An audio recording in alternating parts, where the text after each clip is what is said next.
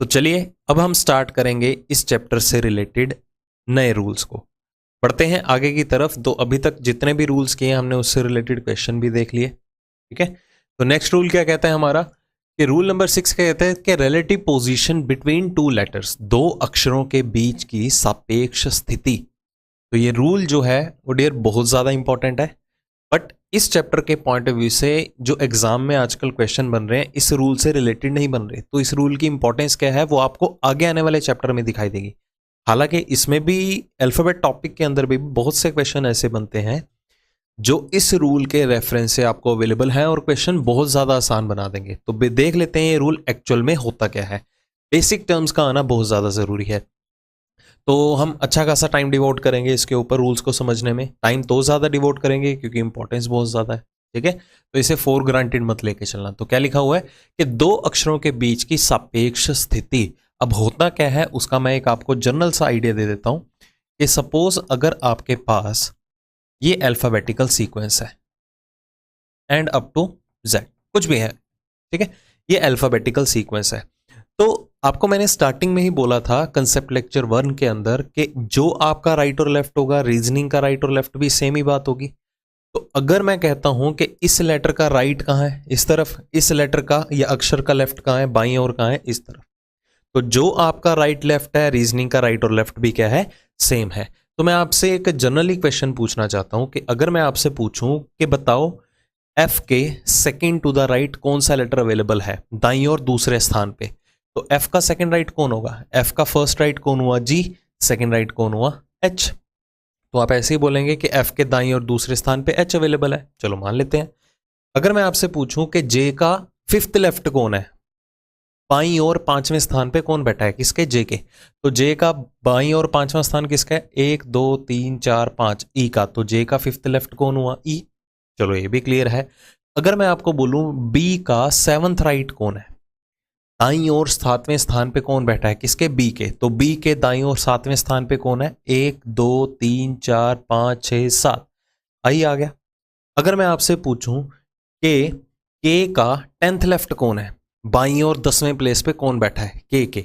तो के बाईं और 10वें प्लेस पे देखो कौन है? 1 2 3 4 5 6 7 8 9 और 10। तो आंसर क्या आ गया? ए। तो आपने इन 3-4 एग्जाम्पल्स का रेफरेंस जो भी मैंने आपको दिया तो रियलाइज किया होगा कि हम एक लेटर का रेफरेंस लेते हुए किसी दूसरे लेटर के ऊपर अप्रोच कर रहे थे। अगर मैंने स्टार्टिंग में बोला कि डी का फोर्थ राइट कौन है, तो मैं रेफरेंस किसका ले रहा हूं? डी का, कि मुझे डी का बताना है कि उसके दाईं और चौथे स्थान पे कौन बैठा हुआ है, फोर्थ टू द राइट। तो डी का रेफरेंस लेते हुए हम इसी के फोर्थ राइट में पहुंचते हैं, तो कौन सा लेटर आएगा? एच। तो ये है रिलेटिव पोजीशन, मतलब किसी एक लेटर का रेफरेंस लेते हुए किसी दूसरे लेटर के ऊपर अप्रोच करना। तो बेसिकली इसकी सेंस क्लियर होना बहुत ज्यादा जरूरी है, ठीक है। हालांकि आपको एग्जाम में ये नहीं पूछा जाएगा कि ये रूल क्या है, आपको इससे रिलेटेड जो क्वेश्चंस हैं सिर्फ उन्हीं को ही गो थ्रू करना है, उन्हीं का ही आइडिया लेना है बस, ठीक है।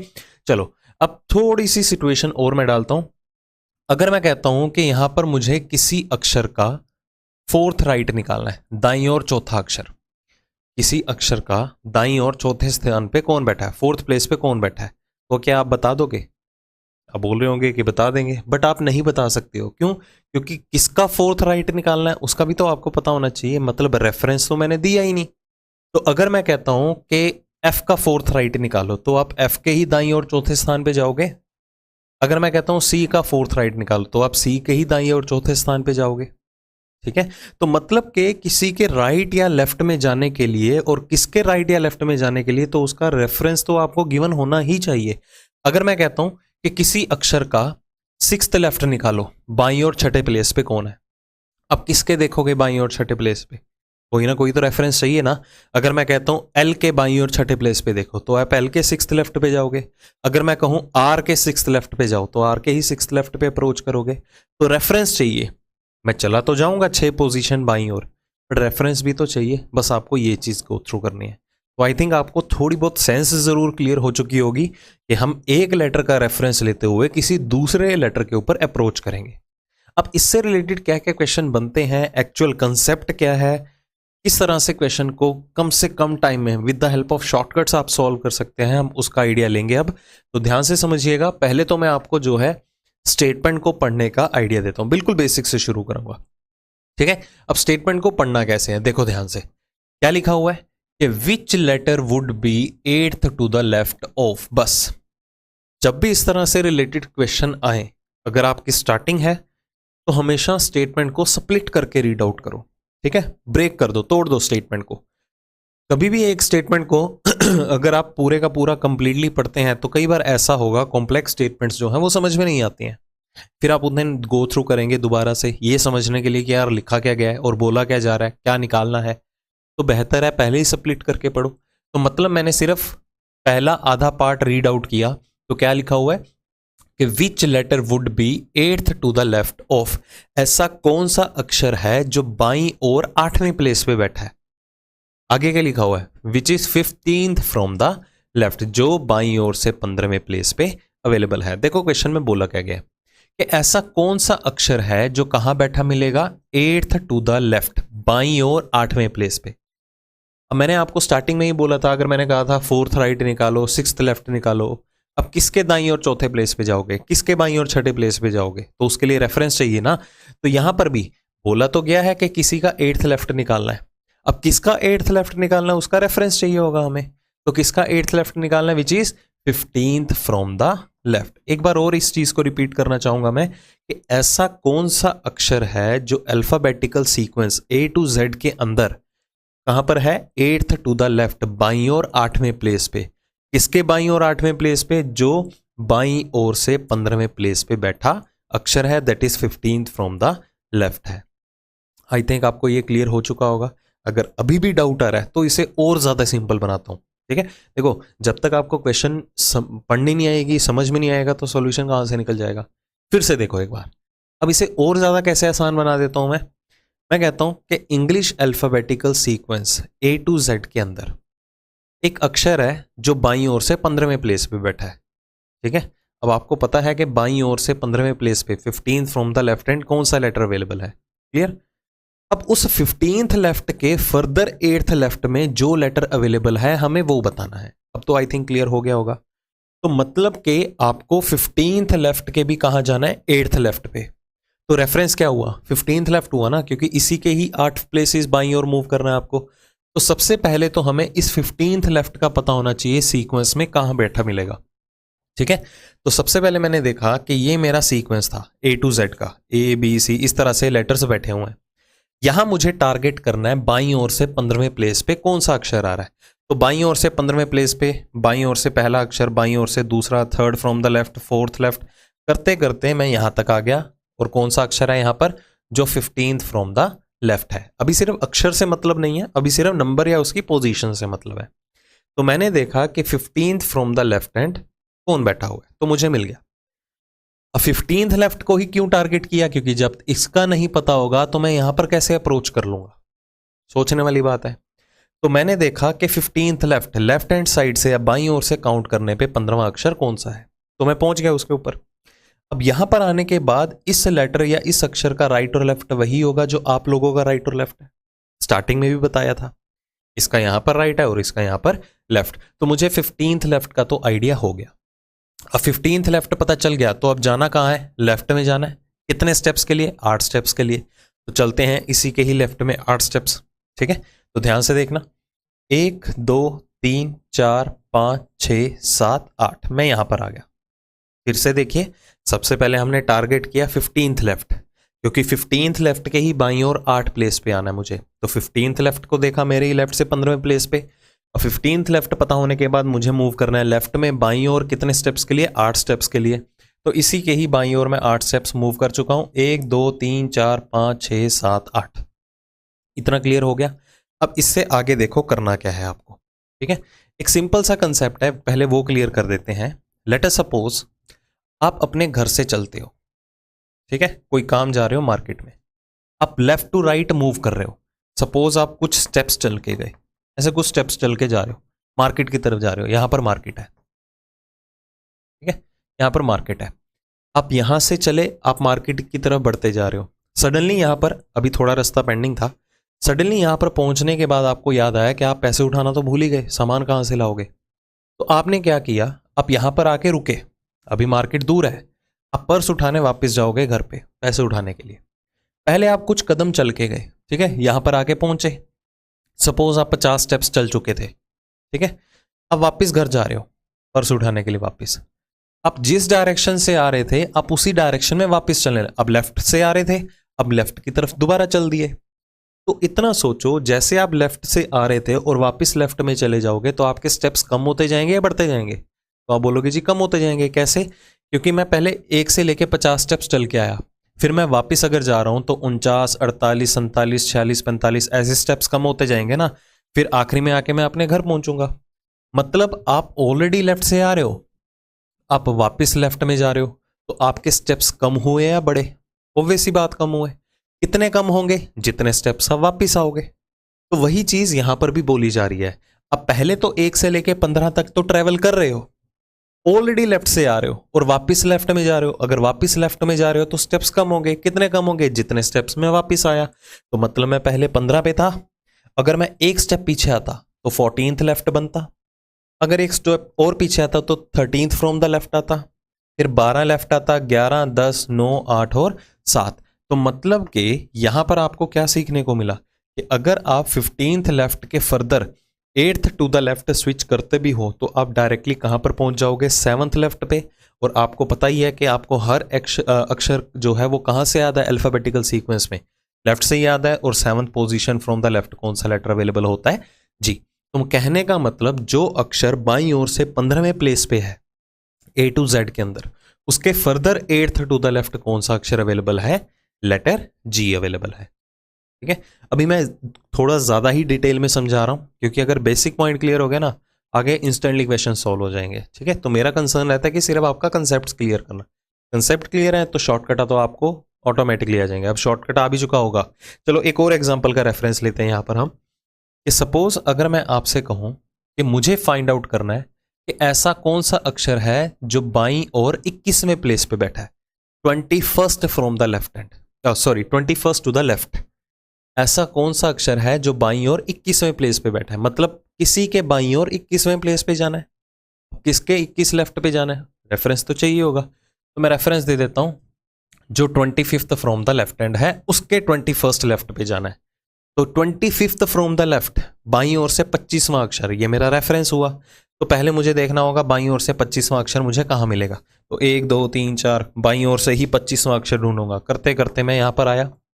सपोज ये मेरा वो अक्षर था जो बाईं ओर से 25वें प्लेस पे बैठा है, तो इस अक्षर का राइट और लेफ्ट वही होगा जो मेरा राइट और लेफ्ट है। तो 25वां लेफ्ट मुझे मिल गया। अब मुझे जाना कहाँ है? लेफ्ट में कितने स्टेप्स के लिए? 21 स्टेप्स के लिए। तो चलो इसी के ही बाईं ओर चलेंगे 21 स्टेप्स के लिए। 1, 2, 3, 4 करते करते मैं यहां पर आऊंगा। तो ये तो मैं लाइंस लगाता ही रह गया। ठीक है, बात वही होगी, मैं ऑलरेडी लेफ्ट से आ रहा हूं, वापस लेफ्ट में चला गया तो मेरे स्टेप्स कम होते जाएंगे। समझ में आई बात? तो ध्यान में आ ही चुका होगा शॉर्टकट क्या है। ठीक है, तो अब शॉर्टकट समझो होता क्या है कि जब भी आपको यहां पर गिवन हो चीज, देखो ये शॉर्टकट कहां से आते हैं? कंसेप्ट से आते हैं हमेशा। जब भी आपको गिवन हो ये चीज कि अगर आपको किसी एक लेटर की पोजीशन निकालनी है किसी दूसरे लेटर का रेफरेंस लेते हुए, जैसे आपको कहां मूव करना है? 8th लेफ्ट पे। किसके 8th लेफ्ट पे? जो 15th फ्रॉम द लेफ्ट है।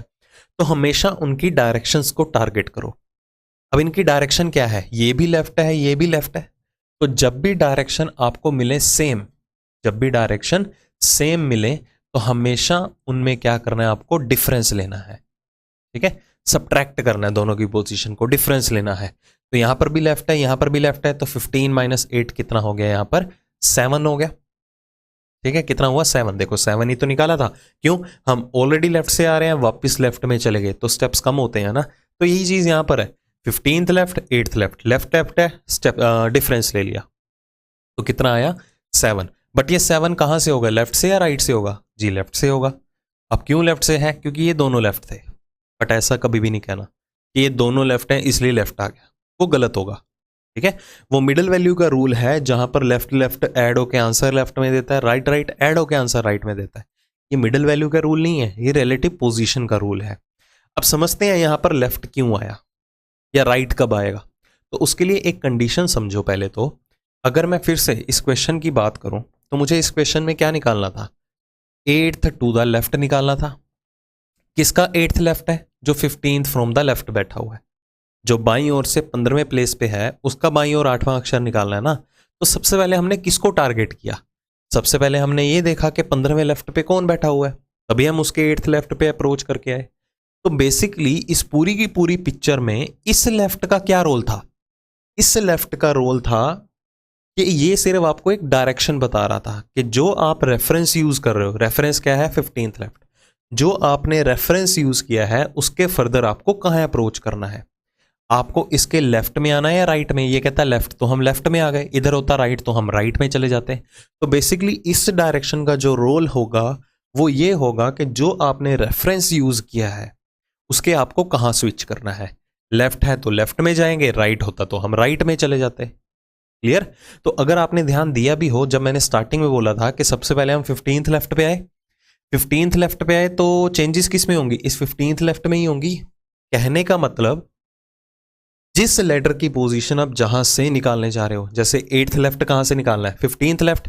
तो रेफरेंस कौन सा बना? 15th लेफ्ट ही बना। तो जो रेफरेंस के साथ की डायरेक्शन होगी वही आपको यहां पर मेंशन करनी होगी।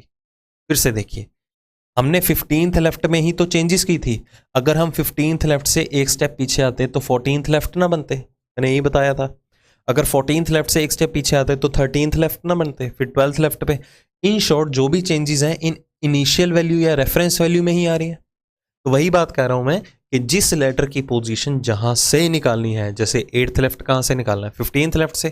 तो इस 15 के साथ जो रेफरेंस वाली वैल्यू के साथ डायरेक्शन अवेलेबल है वही आपको यहां पर कंसीडर करनी होगी। ये एक्चुअल कंसेप्ट है, ठीक है। बाकी इसका एक ट्रिक भी है। शॉर्टकट क्या है? सिंपल सी बात है। फ्रॉम के साथ यहां पर क्या आ रहा है? लेफ्ट आ रहा है ना, ठीक है। तो यहां पर भी लेफ्ट आ गया। अगर फ्रॉम के साथ होता राइट तो यहां पर भी राइट आ जाता। तो वो आगे डिस्कस करेंगे, क्योंकि अभी हम ये हमारा जो है केस नंबर 1 जो है वो गो थ्रू कर रहे हैं।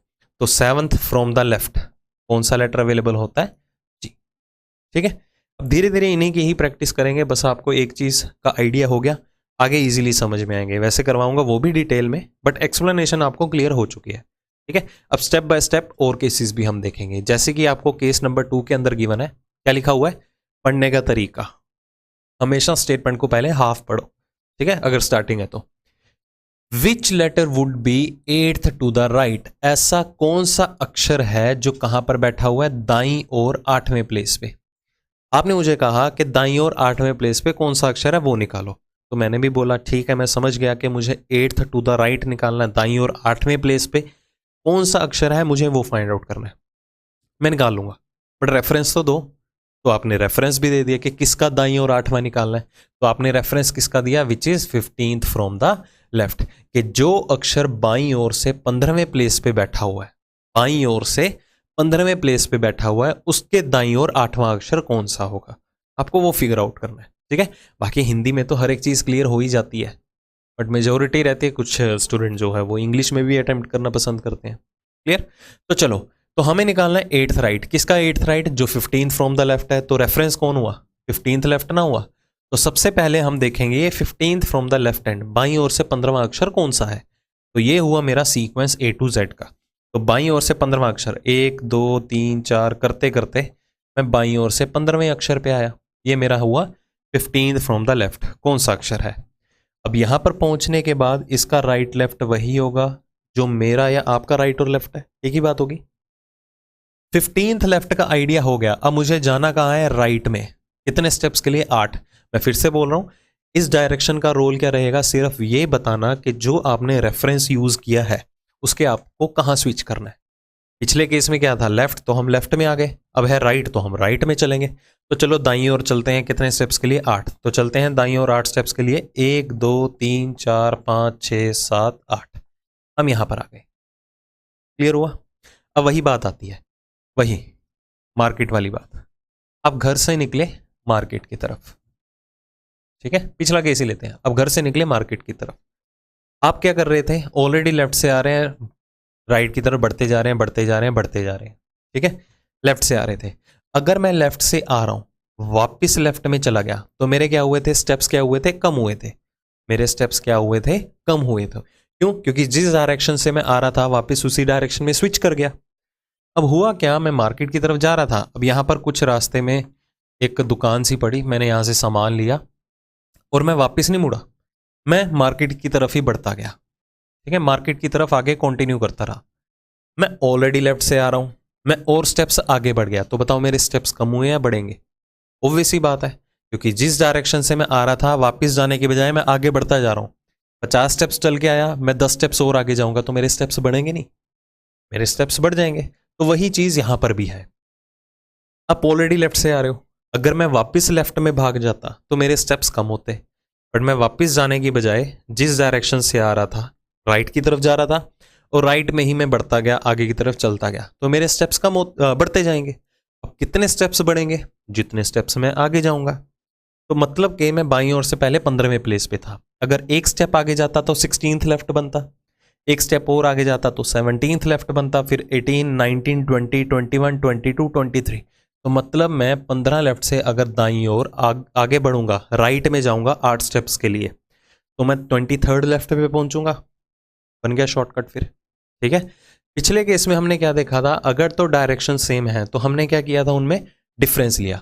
बट अगर डायरेक्शन जो है वो डिफरेंट है, अलग अलग है, अगर डायरेक्शन क्या है, डिफरेंट है, तो उन नंबर्स को हमेशा आपको क्या करना होगा, ऐड करना होगा। तो देखिए 15 में 8 जोड़ोगे तभी तो 23 आएगा।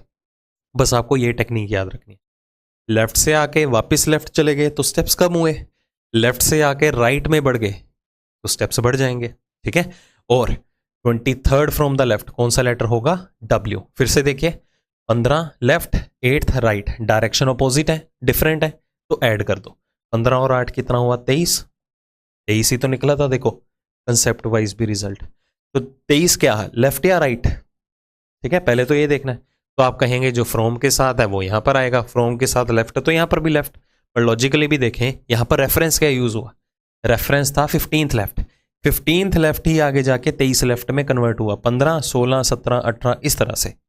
तो जिस लेटर की डायरेक्शन जहां से निकालनी है, कहां से निकालनी है, 15th लेफ्ट से, तो इसके साथ देखो डायरेक्शन कौन है, लेफ्ट है, तो यहां पर भी क्या लेफ्ट आएगा। तो वही टेक्निक ही है, अगर फ्रॉम के साथ लेफ्ट है तो यहां पर भी लेफ्ट, और 23rd फ्रॉम द लेफ्ट है, आपको पता ही है कौन सा अक्षर होता है, W। देखो कितना इजी लग रहा होगा अब। बढ़ते हैं अगले केस की तरफ, इससे रिलेटेड हम क्वेश्चन अभी भी डिस्कस करेंगे, और आपको एक्सरसाइज में तो बल्क में क्वेश्चन मिलेंगे, ठीक है।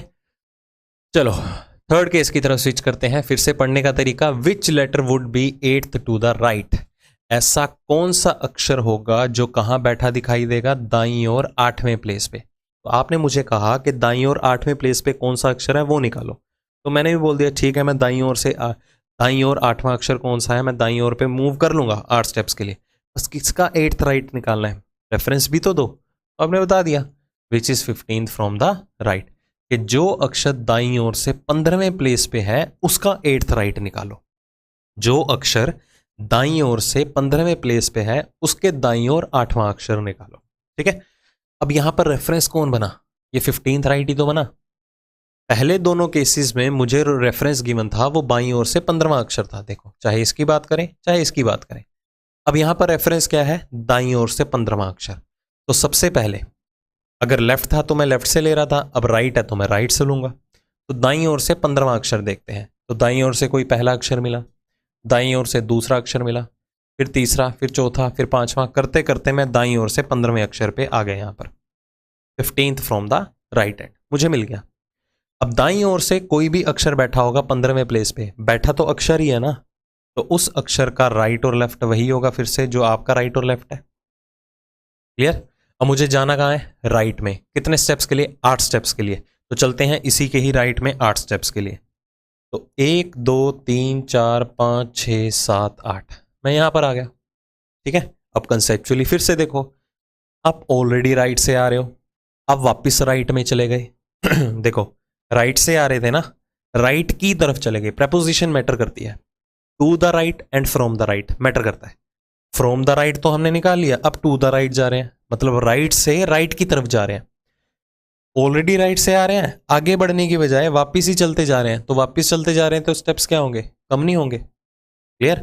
तो मतलब हम 1 से लेके 15 तक जब ट्रेवल करके आए तो धीरे धीरे कम होते जाएंगे ना। देखो 14 13 12 11 फिर 1 पे आ जाएंगे। तो रूल तो वही है, कहता है ना डायरेक्शन को टारगेट करो। डायरेक्शन क्या है, सेम है, ये भी राइट है ये भी राइट है, तो राइट राइट आया, डायरेक्शन सेम है तो डिफरेंस लेंगे। तो 15 में से 8 कम कर दो, कितना आया, 7 आया। कहाँ से 7? राइट से, क्योंकि रेफरेंस क्या था 15th राइट, रेफरेंस के साथ राइट है तो यहाँ पर भी राइट, और शॉर्टकट भी सेम ही है, फ्रॉम के साथ राइट है तो यहाँ पर भी क्या आया? राइट आया।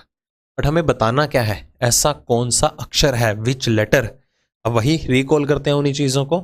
आपको हर एक लेटर की पोजीशन कहाँ से याद है? लेफ्ट से, बाईं ओर से। बट आंसर किस में आया? राइट में, दाईं ओर से। अब मोस्टली कैंडिडेट क्या मार्क कर देंगे? जी, जो कि गलत है, क्योंकि जी की जो पोजीशन है वो क्या होती है? बाईं ओर से 7वीं, 7th फ्रॉम द लेफ्ट। अब ये आंसर आया राइट से, तो लेटर बताना है, लेटर लेफ्ट से याद है, तो वही रूल याद रखो। Rule number 1, total is equal to left plus right minus 1। किस लिए था?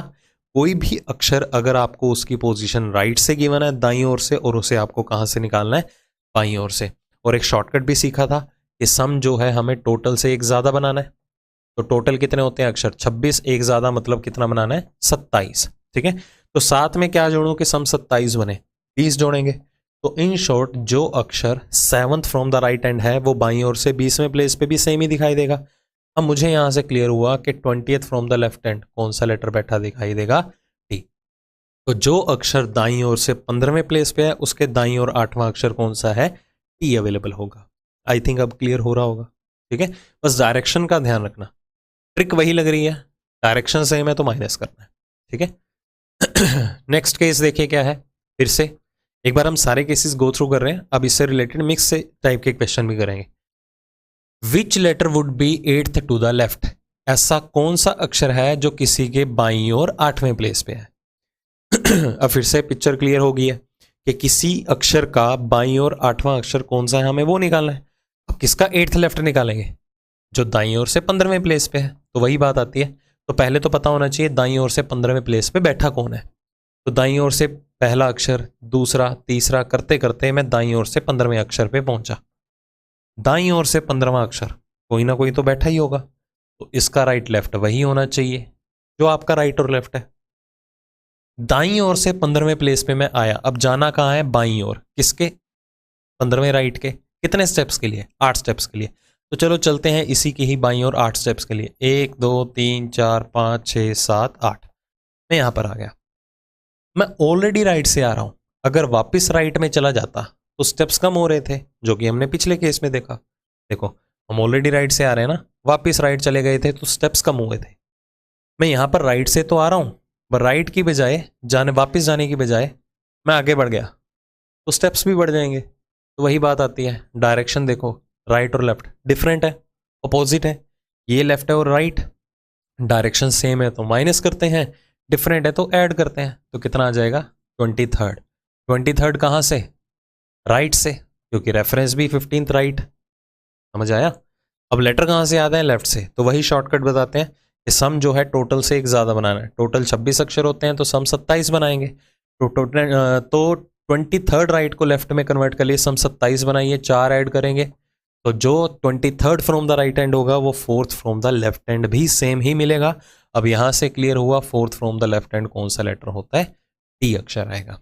ठीक है, चीजें वही हैं, सब कुछ सेम है, डायरेक्शन सेम है तो माइनस कर दो, डिफरेंट है तो ऐड कर दो। ठीक है, तो कैसे करेंगे? डायरेक्शन सेम है, लेफ्ट लेफ्ट है या राइट राइट है, तो इनको क्या करना है? माइनस, मतलब के सब्ट्रैक्ट करना है।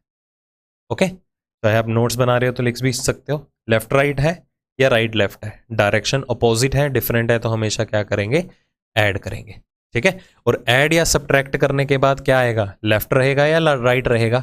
ये डिपेंड करेगा किसके ऊपर? जो हमारा रेफरेंस है, जहां से हमने कोई ना कोई लेटर की पोजीशन निकालनी है दाएं और बाईं तरफ। ठीक है, बस ये बेसिक चीजें याद रखो।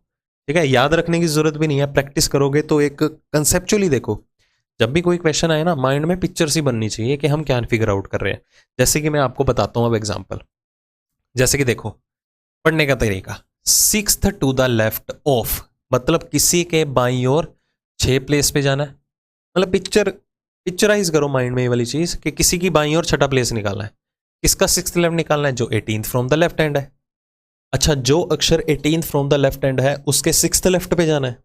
बाएं से जाके बाईं ओर वापिस आ रहे हो, लेफ्ट से जा रहे हो वापस लेफ्ट में आ रहे हो, डायरेक्शन सेम है तो माइनस ही तो करते हैं, क्योंकि लेफ्ट से वापस लेफ्ट में जाएंगे तो सब्ट्रैक्ट होगा। ट्वेल्थ लेफ्ट का लेटर कौन है? एल। देखो सिंपल सी बात है, क्वेश्चन को पढ़ते ही माइंड में आना चाहिए कि हाँ क्या पूछा जा रहा है। फिर से पिक्चराइज करो, 9th टू द राइट, किसी के दाईं ओर 9वें प्लेस पे जाना है। अच्छा, किसी के दाईं ओर 9वें प्लेस पे जाना है, किसके 9th राइट पे जाना है? जो दाईं ओर से 16वें प्लेस पे है। तो दाईं ओर से कोई 16वें प्लेस पे बैठा है, उसके दाईं ओर 9वें प्लेस पे जाना है। 9वें प्लेस पे जाना है दाईं ओर किसके? जो 16th फ्रॉम द राइट है। फिर से डायरेक्शन सेम है, माइनस कर दो 7th राइट। बट लेटर कहां से याद है? लेफ्ट से। लेफ्ट में कन्वर्ट करिए, सम 27 बना के कौन सा लेटर बैठा के मिलेगा? टी मिलेगा। फिर से 8th to the right of 16th from the left. अब कहां जाना है? किसी के दाईं ओर 8वें प्लेस पे। किसी के दाईं ओर 8वें प्लेस पे जी, किसके दाईं ओर 8वें प्लेस पे जाना है? जो 16th फ्रॉम द लेफ्ट है, जो बाईं ओर से 16वें प्लेस पे बैठा है। ठीक है, अब डायरेक्शन क्या है? डिफरेंट। बाईं ओर से 16वां का 8th टू द राइट, दाईं ओर 8वां, बाएं से आके दाएं में जा रहे हैं, स्टेप्स बढ़ते जाएंगे ना, आगे की तरफ बढ़ गए। तो डायरेक्शन अपोजिट है तो क्या करेंगे? ऐड ही तो करेंगे। 24th लेफ्ट, लेटर कौन सा आएगा? हर लेटर की प्लेस वैल्यू कहां से याद होती है? लेफ्ट से ही। तो 24th लेफ्ट पे कौन सा अक्षर आएगा? एक्स। इसी तरह 7th टू द लेफ्ट, किसी का बाईं ओर 7वें प्लेस पे जाना है। अब किसका 7 लेफ्ट निकालना है? जो दाईं ओर से 16वें प्लेस पे है। तो दाईं ओर से, सॉरी राइट से, दाईं ओर से 16वें प्लेस पे कोई अक्षर है, दाईं ओर से 16वें प्लेस पे कोई अक्षर है, उसके बाईं ओर 7वें प्लेस पे जाना है। दाएं से बाएं चले गए, स्टेप्स बढ़ गए, डायरेक्शन अपोजिट है तो ऐड ही तो करते हैं। तो 23rd from the right, values left से याद है, तो यहां पर आंसर क्या आ गया? ठीक है, जैसे जैसे आप प्रैक्टिस करते रहोगे ना, एक ग्रिप बन जाएगी इस रूल के अंदर। हालांकि देखो, अभी जो मैंने यहाँ पर कंसेप्ट लेक्चर के अंदर क्वेश्चन डिस्कस किए हैं, ये सिर्फ 2 स्टेप्स में ही है, 2 फेज में है। अब इसमें मल्टीपल फेज में भी क्वेश्चन बनते हैं, बट अभी नहीं करवाऊंगा क्योंकि नेगेटिविटी आ जाएगी। ठीक है, पहले इस रूल को टैकल करने की टेक्निक समझो, प्रैक्टिस करो सिंपल लेवल के क्वेश्चन की। उसके बाद आपको जो मैं एक्सरसाइज के अंदर वीडियो सॉल्यूशन देने वाला हूं, उसमें जाके आपको क्लियर होंगी चीजें हाई लेवल की भी। अभी वर्बली बताऊंगा तो वो समझ में नहीं आएगा। ठीक है, तो वहां जाके चीजें क्लियर होंगी जब आपके सामने वो क्वेश्चन आएगा, क्योंकि उसमें भी काफी ज्यादा केसेस बनते हैं। तो आप पजल हो जाओगे, यार चल की रही क्या रही है चीज। बेटर होगा पहले इन चीजों के ऊपर होल्ड बना लो। अगर किसी भी कंसेप्ट में या किसी भी केस में डाउट आया हो तो वो गो थ्रू जरूर कर लो। ठीक है, वो जरूर गो थ्रू करना, उसके बाद ही क्वेश्चन की प्रैक्टिस करना। क्लियर? जितनी बार डाउट आया मल्टीपल टाइम्स देख लो, वैसे ऐसा कुछ होगा नहीं कि आपको बार बार देखने की जरूरत पड़ेगी। ठीक है, बट स्टिल अब एक चीज हमेशा ध्यान में रखना, ये रटना मत चीजों को। जी डायरेक्शन सेम है, लेफ्ट लेफ्ट है, राइट राइट है तो माइनस, डिफरेंट है तो ऐड कर लेंगे। ठीक है, इन चीजों को रटना मत कभी भी, कंसेप्चुअली सोच के चलना। क्योंकि अगर मैं कहूं कि किसी अक्षर के बाईं ओर 12वें प्लेस पे कौन है, जो बाईं ओर से 5वां अक्षर है। ठीक है, 12th to the left, 5th from the left, कि ऐसा कौन सा अक्षर है जो बाईं ओर 12वें प्लेस पे बैठा है? किसके? जो बाईं ओर से 5वां अक्षर है। तो जो बाईं ओर से 5वां अक्षर है, 5th फ्रॉम द लेफ्ट है, उसके बाईं ओर 12वां अक्षर। तो आप कहोगे जी डायरेक्शन सेम है तो 7 लेफ्ट लेटर क्या आ गया जी, जो कि ये टोटली रॉन्ग होगा, कंसेप्चुअली टोटली रॉन्ग है। क्यों? क्योंकि जो अक्षर बाईं ओर से 5वें प्लेस पे बैठा है, दैट मीन्स उसके बाईं ओर 4 अक्षर अवेलेबल है, तभी तो वो 5वें प्लेस पे बैठा हुआ है। उसके बाईं ओर सिर्फ 4 ही बनेंगे। क्या उसके बाईं ओर 12 स्टेप्स जा सकते हो आप? नहीं जा सकते ना। इस रूल के अंदर रेपिटेशन अलाउड नहीं है कि ZY XW ऐसे फिर से शुरू हो जाएगा। इस रूल में हमेशा ध्यान में रखना, ये रेपिटेशन इस रूल के अंदर अलाउड नहीं है। जो सीक्वेंस है अल्फाबेटिकल ऑर्डर का A to Z one at a time he consider करना है, क्योंकि ये अल्फाबेट क्या है? इंग्लिश अल्फाबेट, सीरीज का पार्ट नहीं है। तो जो भी कहता है ना कि हाँ उसके बाद ZY XW ऐसे शुरू हो जाएगा, तो ऐसा नहीं है। इस रूल के अंदर रेपिटेशन अलाउड नहीं होती हैं, तो इस चीज का ध्यान रखना। तभी मैं कह रहा था कि माइंड में एक पिक्चर सी बननी चाहिए, 5th लेफ्ट का 12th लेफ्ट निकाल ही नहीं सकते। ठीक है, तो इसमें आंसर क्या रहेगा? Not possible. पहली बात, ऐसा क्वेश्चन आपको कभी बनेगा ही नहीं, बट स्टिल प्रैक्टिस के टाइम पे डाउट रह सकता है, ऐसा क्वेश्चन कभी भी नहीं बनेगा। ओके, इस बात का हमेशा ध्यान रखिएगा। चलो, ये वाली खास बातें बता दी हैं, बाकी इसमें अलग अलग वेरिएशन में और क्या क्वेश्चन बनते हैं वो आपको एक्सरसाइज में ही मिलेंगे। ठीक है, तो वहां से उसका वीडियो सॉल्यूशन देख के भी आपको चीज़ें काफ़ी हद तक क्लियर होगी। तो बेसिक आइडिया हो गया रूल का। बढ़ते हैं नेक्स्ट स्टेप की तरफ। तो अगला रूल क्या कहता है अब? Relative distance between pairs of letter, अक्षरों के जोड़े के बीच की सापेक्ष दूरी। अब मिक्स मत करना पिछले रूल को इस रूल के साथ, क्योंकि पिछला जो रूल था उसमें क्या था? रिलेटिव पोजीशन, सापेक्ष स्थिति थी। अब है रिलेटिव डिस्टेंस, सापेक्ष दूरी। ठीक है, मतलब आपको रूल के नेम से नहीं है, क्वेश्चन को सॉल्व करने से मतलब है। ठीक है, अब ये रूल में होता क्या है वो ध्यान से सुनो। मैं आपके सामने एक वर्ड रखता हूं आर्क। अब मैं एक स्टेटमेंट बोलूंगा, इंग्लिश में भी हिंदी में भी। कोशिश करना उसे समझने की कि मैं कहना क्या जा रहा हूं। ठीक है, सिर्फ भावनाओं को समझना मेरी। ओके, चलो ये मैंने अल्फाबेटिकल सीक्वेंस ऐसे ही लिखा है समझाने के लिए आगे। अगर मैं आपके सामने एक स्टेटमेंट देता हूं कि how many such pairs of letters are there, फिर से सुनिए, how many such pairs of letters are there in the word arc, each of which has as many letters between them as in the English alphabetical order A to Z। Hindi में सुनो, इस arc word के अंदर, arc शब्द के अंदर ऐसे कितने अक्षरों के जोड़े हैं जिनमें से प्रत्येक के बीच उतने ही अक्षर हैं जितने कि उनके बीच English alphabetical order A to Z के अंदर होते हैं। अब नहीं आया समझ तो सुनो ध्यान से। अगर मैं अल्फाबेटिकल सीक्वेंस में अपनी मर्जी के दो अक्षर को टारगेट करता हूं, अपनी मर्जी के, आपकी मर्जी नहीं चलेगी क्योंकि रूल नहीं समझ में आएगा फिर। अपनी मर्जी के दो अक्षर को टारगेट करता हूं, एक ए और एक सी। ये दो अक्षर टारगेट किए किसमें?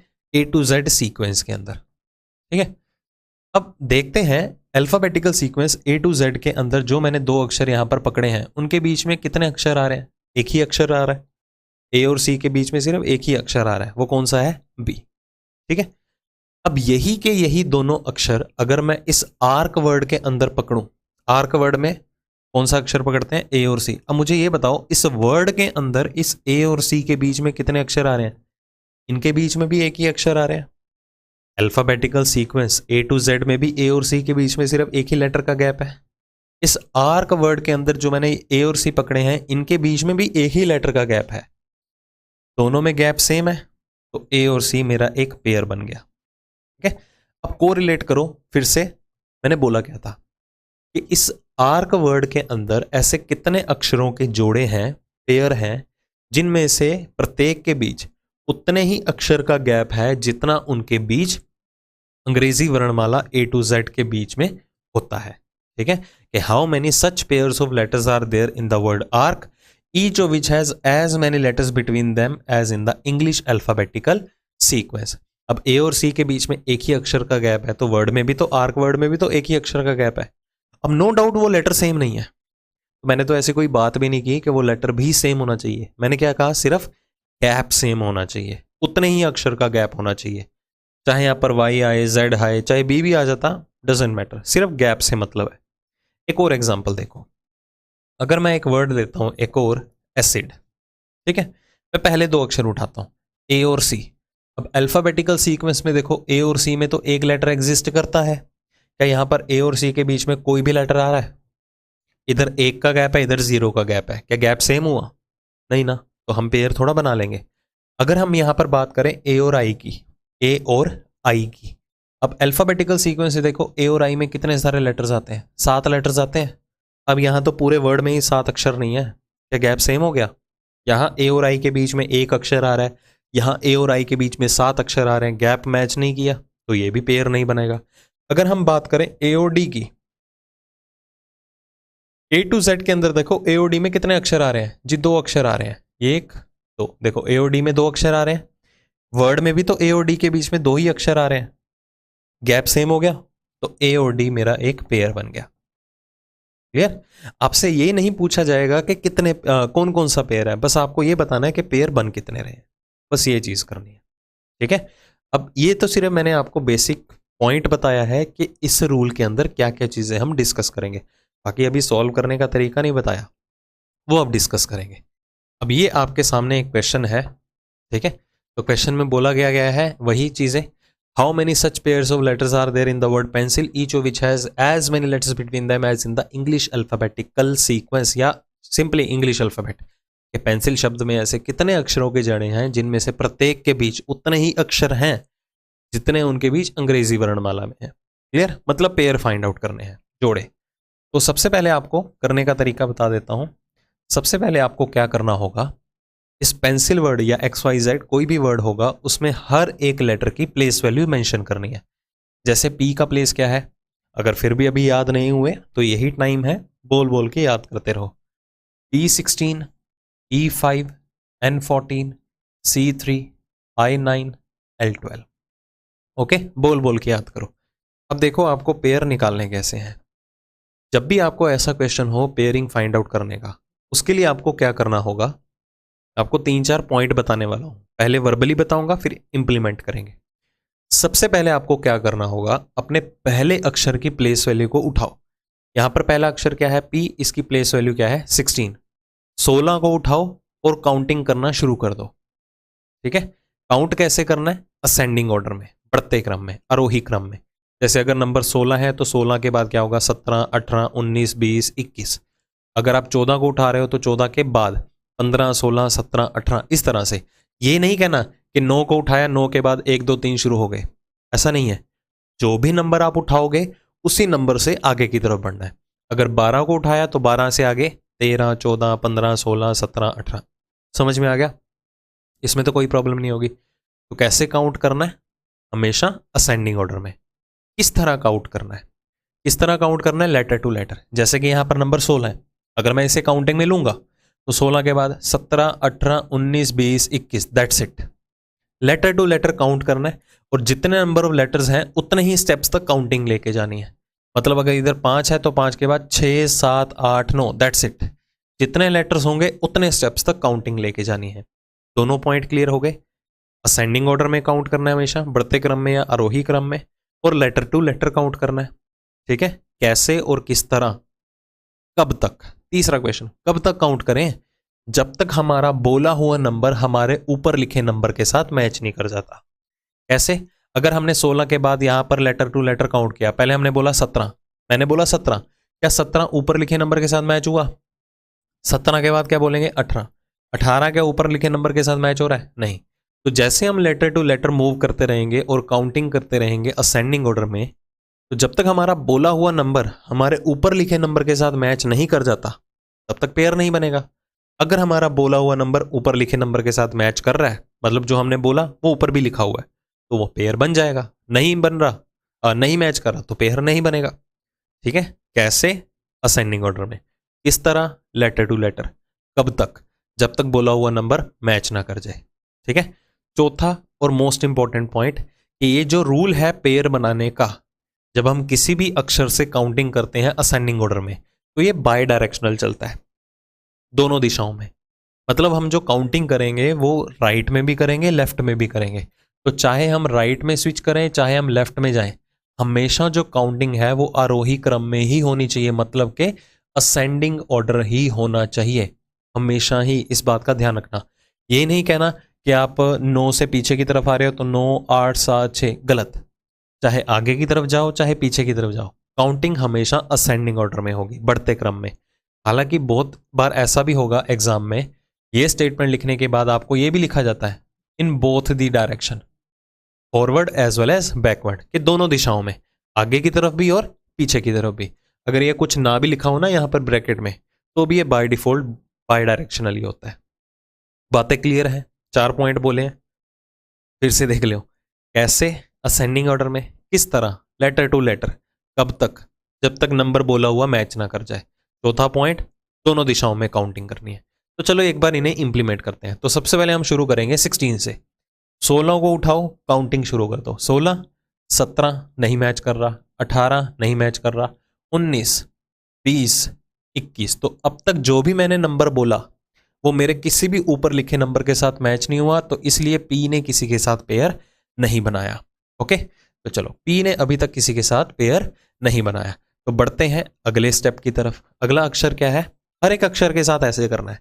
अभी मैं हर एक चीज डिटेल में इलेबोरेट कर रहा हूं। धीरे धीरे इसे विद इन सेकेंड्स के अंदर कैसे अटेम्प्ट करना है उसकी अप्रोच भी बताऊंगा। जस्ट होल्ड ऑन, बस पेशेंस रखना अगर पढ़ रहे हो तो मुझसे। अब 5 को उठाया, काउंटिंग शुरू, 5 6 7 8 9। मेरा अभी भी कोई भी बोला हुआ नंबर ऊपर लिखे नंबर के साथ मैच नहीं हुआ। अभी हमने ई के दाईं ओर देखा, अब बाईं ओर भी देखेंगे।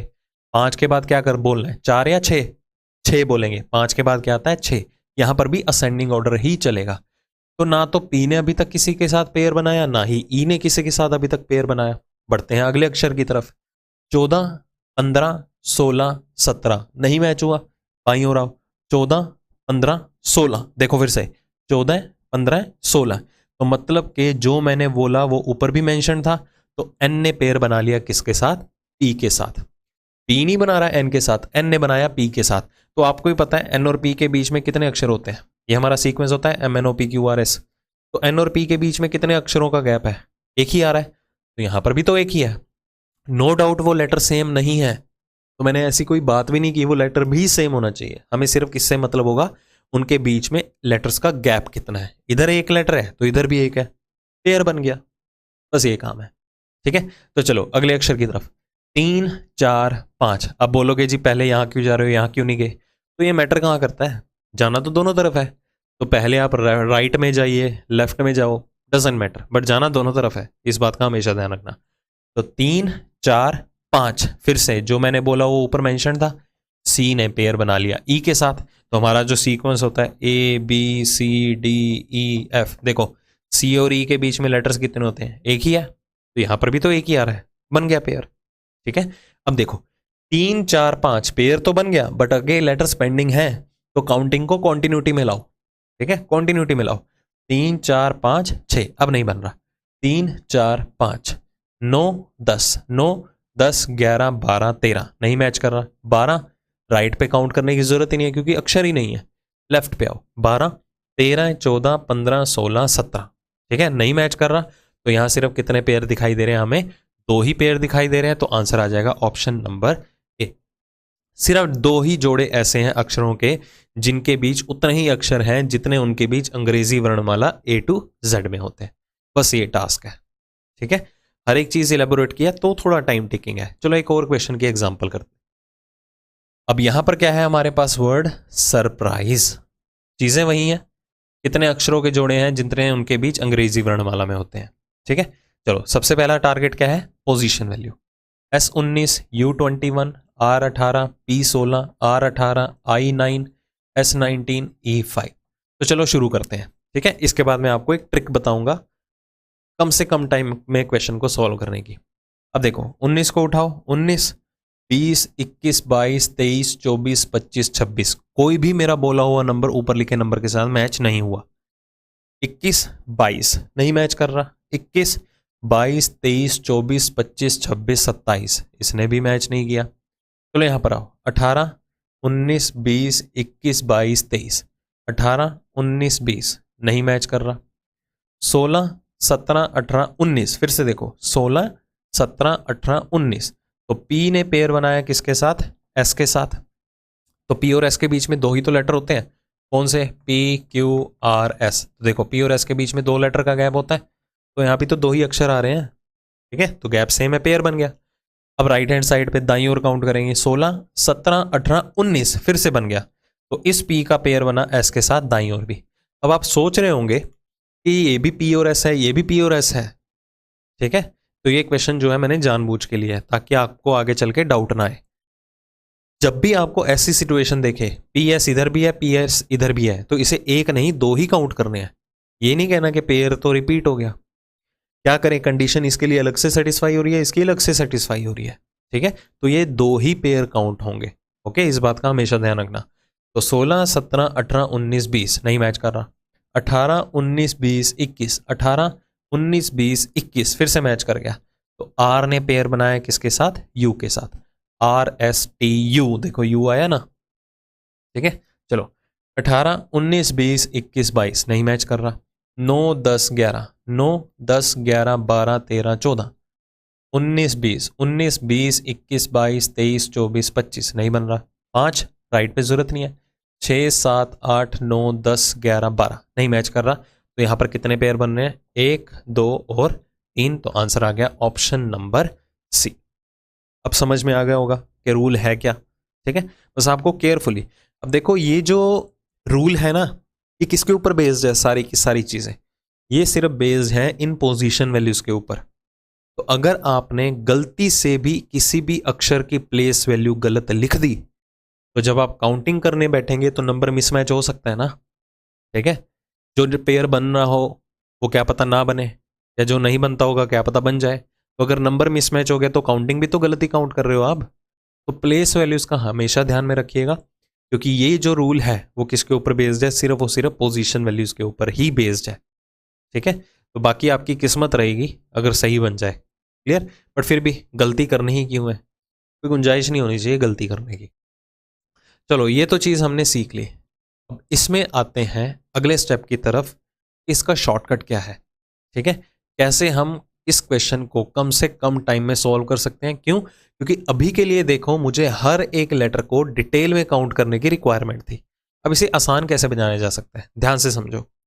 अगर मैं इस पेंसिल वर्ड की बात करूं, पेंसिल वर्ड के अंदर, तो मुझे इतना बताओ किसने किसके साथ पेयर बनाया, पी ने एन के साथ बनाया या एन ने पी के साथ बनाया। तो आप कहेंगे जी एन ने पी के साथ बनाया, पी ने थोड़ा एन के साथ बनाया था, एन बना रहा था पी के साथ 14 15 16। क्यों, क्योंकि पी की पोजीशन वैल्यू ज्यादा थी एन से।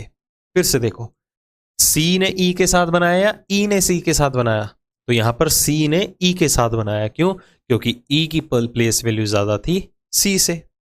फिर से देखो यहां पर बताता हूं ये मैं क्या बोल रहा हूं। सरप्राइज वर्ड के अंदर पी ने एस के साथ बनाया था या एस ने पी के साथ बनाया था, तो पी ने बनाया था एस के साथ। क्यों, क्योंकि एस की प्लेस वैल्यू ज्यादा थी पी से। यू ने आर के साथ बनाया या आर ने यू के साथ बनाया, जी आर ने यू के साथ बनाया था 18 19 20 21। क्यों, क्योंकि यू की प्लेस वैल्यू ज्यादा थी आर से। तो यहां से डियर एक कंक्लूजन निकलता है। क्या कंक्लूजन निकला, कि अगर किसी भी अक्षर को किसी दूसरे अक्षर के साथ पेयर में आना भी है, ठीक है, अगर किसी भी लेटर को किसी दूसरे लेटर के साथ पेयर बनाना भी है, तो उसे अपने से बड़ी पोजीशन मिलेगी आगे जाके, तभी पेयर बन पाएगा ना, ठीक है। कैसे, ध्यान से समझो मैं बोलना क्या जा रहा हूं। इस चीज को समझ लिया ना, तो देखो बहुत कम टाइम में क्वेश्चन सोल्व होगा, क्योंकि अभी के लिए क्या है, हमें हर एक लेटर को काउंट करना पड़ रहा है, ठीक है। हमें सारे के सारे अक्षर को काउंट करने की जरूरत नहीं है, बीच में से कुछ ना कुछ गोली भी कर सकते हो। ओके, कैसे, ध्यान से देखो।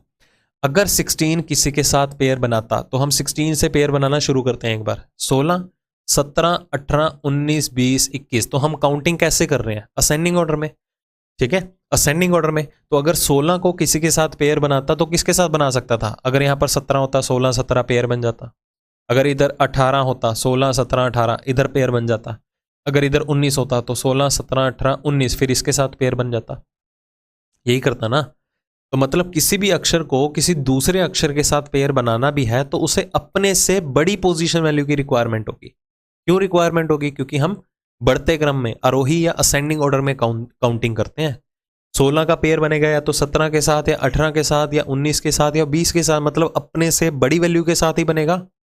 यही कहने चाह रहे हैं ना। तो मतलब कि हम अगर यहां पर देखें 16 सबसे बड़ा प्लेस वैल्यू है, क्या आपको 16 से बड़ा नंबर दिखाई दे रहा है, नहीं दिखा दे रहा ना। तो जब हम काउंट करेंगे बढ़ते क्रम में, तो किसी बड़े नंबर 16 अपने से बड़े नंबर के साथ ही पेयर बना पाएगा। जब मुझे 16 से बड़ा नंबर दिखाई नहीं दे रहा, तो मैं इसे काउंट करके अपना टाइम क्यों वेस्ट करूं। तो ऐसे अक्षर जिनकी प्लेस वैल्यू ना मैक्सिमम हो विद इन द वर्ड, आप उसे डायरेक्टली इग्नोर भी कर सकते हो। कैसे, देखो ध्यान से।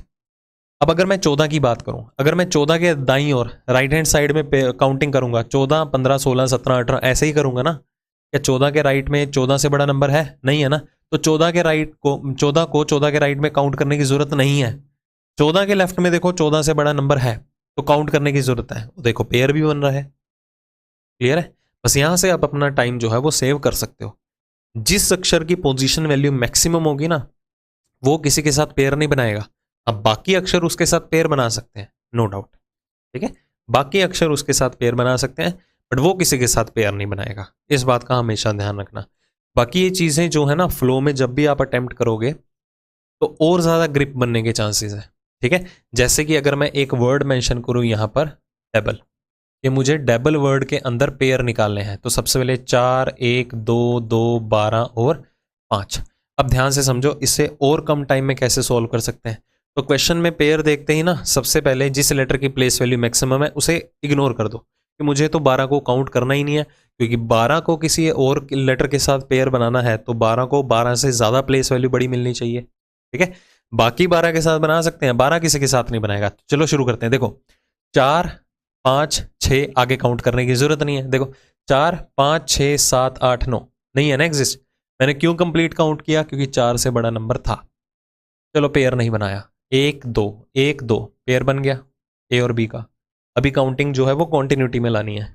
1, 2, 3, 4, 5। तो ए का पेयर ई के साथ भी पॉसिबल है, इसकी अलग से कंडीशन है, इसकी अलग से है। 2, 3, 4 एक और पेयर बना बी का डी के साथ। 2, 3, 4, 5 एक और पेयर बना बी का ई के साथ। लेफ्ट पे भी बन रहा है अलग से, राइट पे भी बन रहा है। 2, 3, 4, 5 नहीं बन रहा, 2, 3, 4 नहीं बन रहा। 12 को काउंट करने की जरूरत नहीं है, 5 को भी काउंट करने की जरूरत नहीं है। कैसे? 5 के बाद 6, क्या 6 से बड़ा नंबर है? तो क्यों काउंट करें? तो जब आप एक रिदम में आ जाते हो ना, एक फ्लो में आ जाते हो क्वेश्चन के साथ, ठीक है, कि रूल क्या है, इसका कंसेप्ट क्या है, कैसे टाइम सेव करना है, तो ये चीज़ें भी पैरेलली समझ में आ जाएंगी। तो इधर कितने पेयर बन रहे हैं हमारे? 4। सिर्फ 4 अक्षरों को ही काउंट करने की जरूरत थी। ओके, बस यही चीज़ें हम इंप्लीमेंट करेंगे अगले क्वेश्चन के अंदर। जैसे कि यहाँ पर देख लो, यहाँ पर भी क्या है, सबसे बड़ी बड़ी प्लेस वैल्यू किसकी है? यू की। इसको काउंट करने की जरूरत नहीं है। आगे देखो 19, 20, 21 क्या बड़ा नंबर दिखाई दे रहा है? इसको भी काउंट करने की जरूरत नहीं थी। समझ में आई बात? 18, 19, 20 20 से बड़ा नंबर है, इसको भी काउंट करने की जरूरत नहीं थी दाईं ओर। 18, 19, 20 यहाँ तो बन नहीं रहा। मतलब ऐसे आप धीरे धीरे जब हम क्वेश्चन अटेम्प्ट करते हैं ना, जो एक फ्लो में होते हैं, टेक्निक भी पैरेलली चलती है, क्योंकि उस टाइम पे क्या है, डिसीजन मेकिंग पावर काफ़ी ज़्यादा मैटर करती है। टाइम भी कम लगाना है, क्वेश्चन भी एक्यूरेसी के साथ करना है, तो सारी चीज़ एक ही टाइम पे आके मिल जाती है उस क्वेश्चन के ऊपर, अगर प्रैक्टिस है तो। ये नहीं कि हाँ यहाँ पर समझ लिया, थोड़ा इंटरेस्टिंग पार्ट था तो एग्जाम में इंप्लीमेंट कर लेंगे। प्रैक्टिस करनी है, विदाउट प्रैक्टिस एक्सपेक्ट मत करना कि एग्जाम क्रैक होगा। ओके, तो देखो बढ़ते हैं अगले क्वेश्चन की तरफ। यहाँ पर क्या वर्ड गिवन है हमें? क्रिकेट। तो क्रिकेट वर्ड में भी सेम, हमें पेयर फाइंड आउट करने हैं, each of which has as many letters between them as in the English alphabet. तो सबसे पहले प्लेस वैल्यू लिख लें, 3, 18, 9, 3, 11, 5 और 20। तो सबसे पहला टास्क फ्लो में, टी को हम काउंट नहीं करेंगे क्योंकि सबसे बड़ी प्लेस वैल्यू उसकी है, वो किसी के साथ पेयर बनाएगा नहीं। 20, 21, 22, 23 मतलब टी से बड़ा नंबर है ही नहीं कोई। ठीक है, टी से कोई भी बड़ा नंबर नहीं है। अब ये क्वेश्चन, चलो यहाँ पर बात आ ही गई है टी की, तो इससे पहले मैं आपको एक और चीज़ समझाना चाहता हूँ जो मेरे ख्याल से कोई ही बताता हो इस रूल के बारे में। ठीक है, बहुत रेयर टू रेयर टीचर्स हैं जो ये चीज़ बताते हैं। अब मैं आपको वो चीज़ सिखाने वाला हूँ। मैं एक एग्जाम्पल के तौर पे ही आपको ये चीज़ समझा पाऊंगा, तो इसे केयरफुली ध्यान में रखना। ठीक है, और केयरफुली समझना। वर्ड मैंने दिया है सुपरसोनिक। यहाँ से आपको क्या है, जब आप क्वेश्चंस की प्रैक्टिस करने बैठेंगे ना, तो आपको मिस्टेक से रियलाइज होंगी अपनी। फिर आएगा डाउट। ठीक है, डाउट कहाँ आएगा? पहले क्वेश्चन अटेम्प्ट करते हैं। S19, U21, P16, E5, R18, S19, 15, 14। तो जो मैंने बात बोली है ना कि जिस लेटर की प्लेस वैल्यू मैक्सिमम है हमेशा उसे इग्नोर करके चलना, तो अभी टॉपिक आप कर रहे हो फ्रेश। ठीक है, अभी 21 को इग्नोर कर दोगे, बट एग्ज़ाम को ये तो नहीं है कि आज सीखा और कल एग्ज़ाम है। एग्ज़ाम को थोड़ा टाइम रहता है, 2, 4, 5, 6, 7, 8 महीने रहते हैं। तो बहुत सी चीज़ें ऐसी होती हैं जो माइंड में फिट नहीं होती, क्योंकि आप अकेला अल्फ़ाबेट टॉपिक तो कर नहीं रहे हो और ये रूल तो कर ही नहीं रहे हो, बहुत से चैप्टर्स भी करोगे, है ना। रूल में क्वेश्चन को अटेम्प्ट करने का तरीका तो पता रहेगा, जो एक मेजर ट्विस्ट है ना टाइम सेविंग अप्रोच, और वो कहीं ना कहीं गायब हो जाती है दिमाग से। मतलब आप 21 को काउंट नहीं करोगे। ठीक है, अब देखो होगा क्या। तो चलो पहले पेयर बना लेते हैं। 19, 20, 21, 22, 23, 24 आगे काउंट करने की जरूरत नहीं है, बड़ा नंबर है नहीं। 21, 22, 23, 24, 25 आगे काउंट करने की जरूरत नहीं है क्योंकि बड़ा नंबर है ही नहीं। 16, 17, 18 नहीं, 16, 17, 18 बन गया एक पेयर। 16, 17, 18, 19 बन गए दो पेयर। 19 से बड़ा नंबर नहीं है तो आगे काउंट नहीं करेंगे। 16 को 16, 17, 18, 19 आगे नहीं काउंट करेंगे। 5, 6, 7, 8 5, 6, 7, 8, 9, 10, 11 नहीं बन रहा। 18, 19, 20, 21 आर और यू का पेयर बना, 18, 19 आर और एस का पेयर बना। क्लियर? आगे नहीं काउंट करेंगे क्योंकि 18, 19 बड़ा नंबर नहीं है। 15, 16, 17, 18, 19, 20, 21 नहीं बन रहा। 15, 16, 17, 18, 14, 15 एक पेयर ये बन गया। ठीक है, एक पेयर ये बन गया। 14 के बाद जब 15 ही नहीं बना रहा था, 14, 15 काउंटिंग तो वही है, ये भी नहीं बनाएगा और किसी के साथ। 9, 10, 11, 12, 13, 14, 15, 16, 17 नहीं बना रहा। 3, 4, 5, 6, 7, 8, 9, 10, 11 नहीं बन रहा। तो यहाँ पर टोटल पेयर्स कितने आ रहे हैं? 5 पेयर्स। यहाँ पर टोटल पेयर कितने आए गए? 5। अब ये तो आप चीज़ निकाल लोगे, अभी फ्रेश चल रहा है। अब मैं यहाँ पर एक ट्विस्टेड पेयर निकालना चाहता हूँ। ट्विस्ट एक नई चीज़ है, आपके सामने यहाँ पर रखने वाला हूँ। अब मुझे एक बात बताओ इससे पहले कि हमारे पास जो अक्षर हैं A to Z, टोटल 26 अक्षर है। तो एक आइडिया मैं ये देना चाहता हूँ यहाँ पर कि जो ये 26 अक्षरों का सीक्वेंस है A to Z का, ये 2 इक्वल हाफ में डिवाइडेड होता है। 2 इक्वल हाफ, ठीक है, 2 बराबर हिस्सों में बटा हुआ है। 2 बराबर हिस्से कितने हुए? 13, 13 के 2 हिस्से हुए।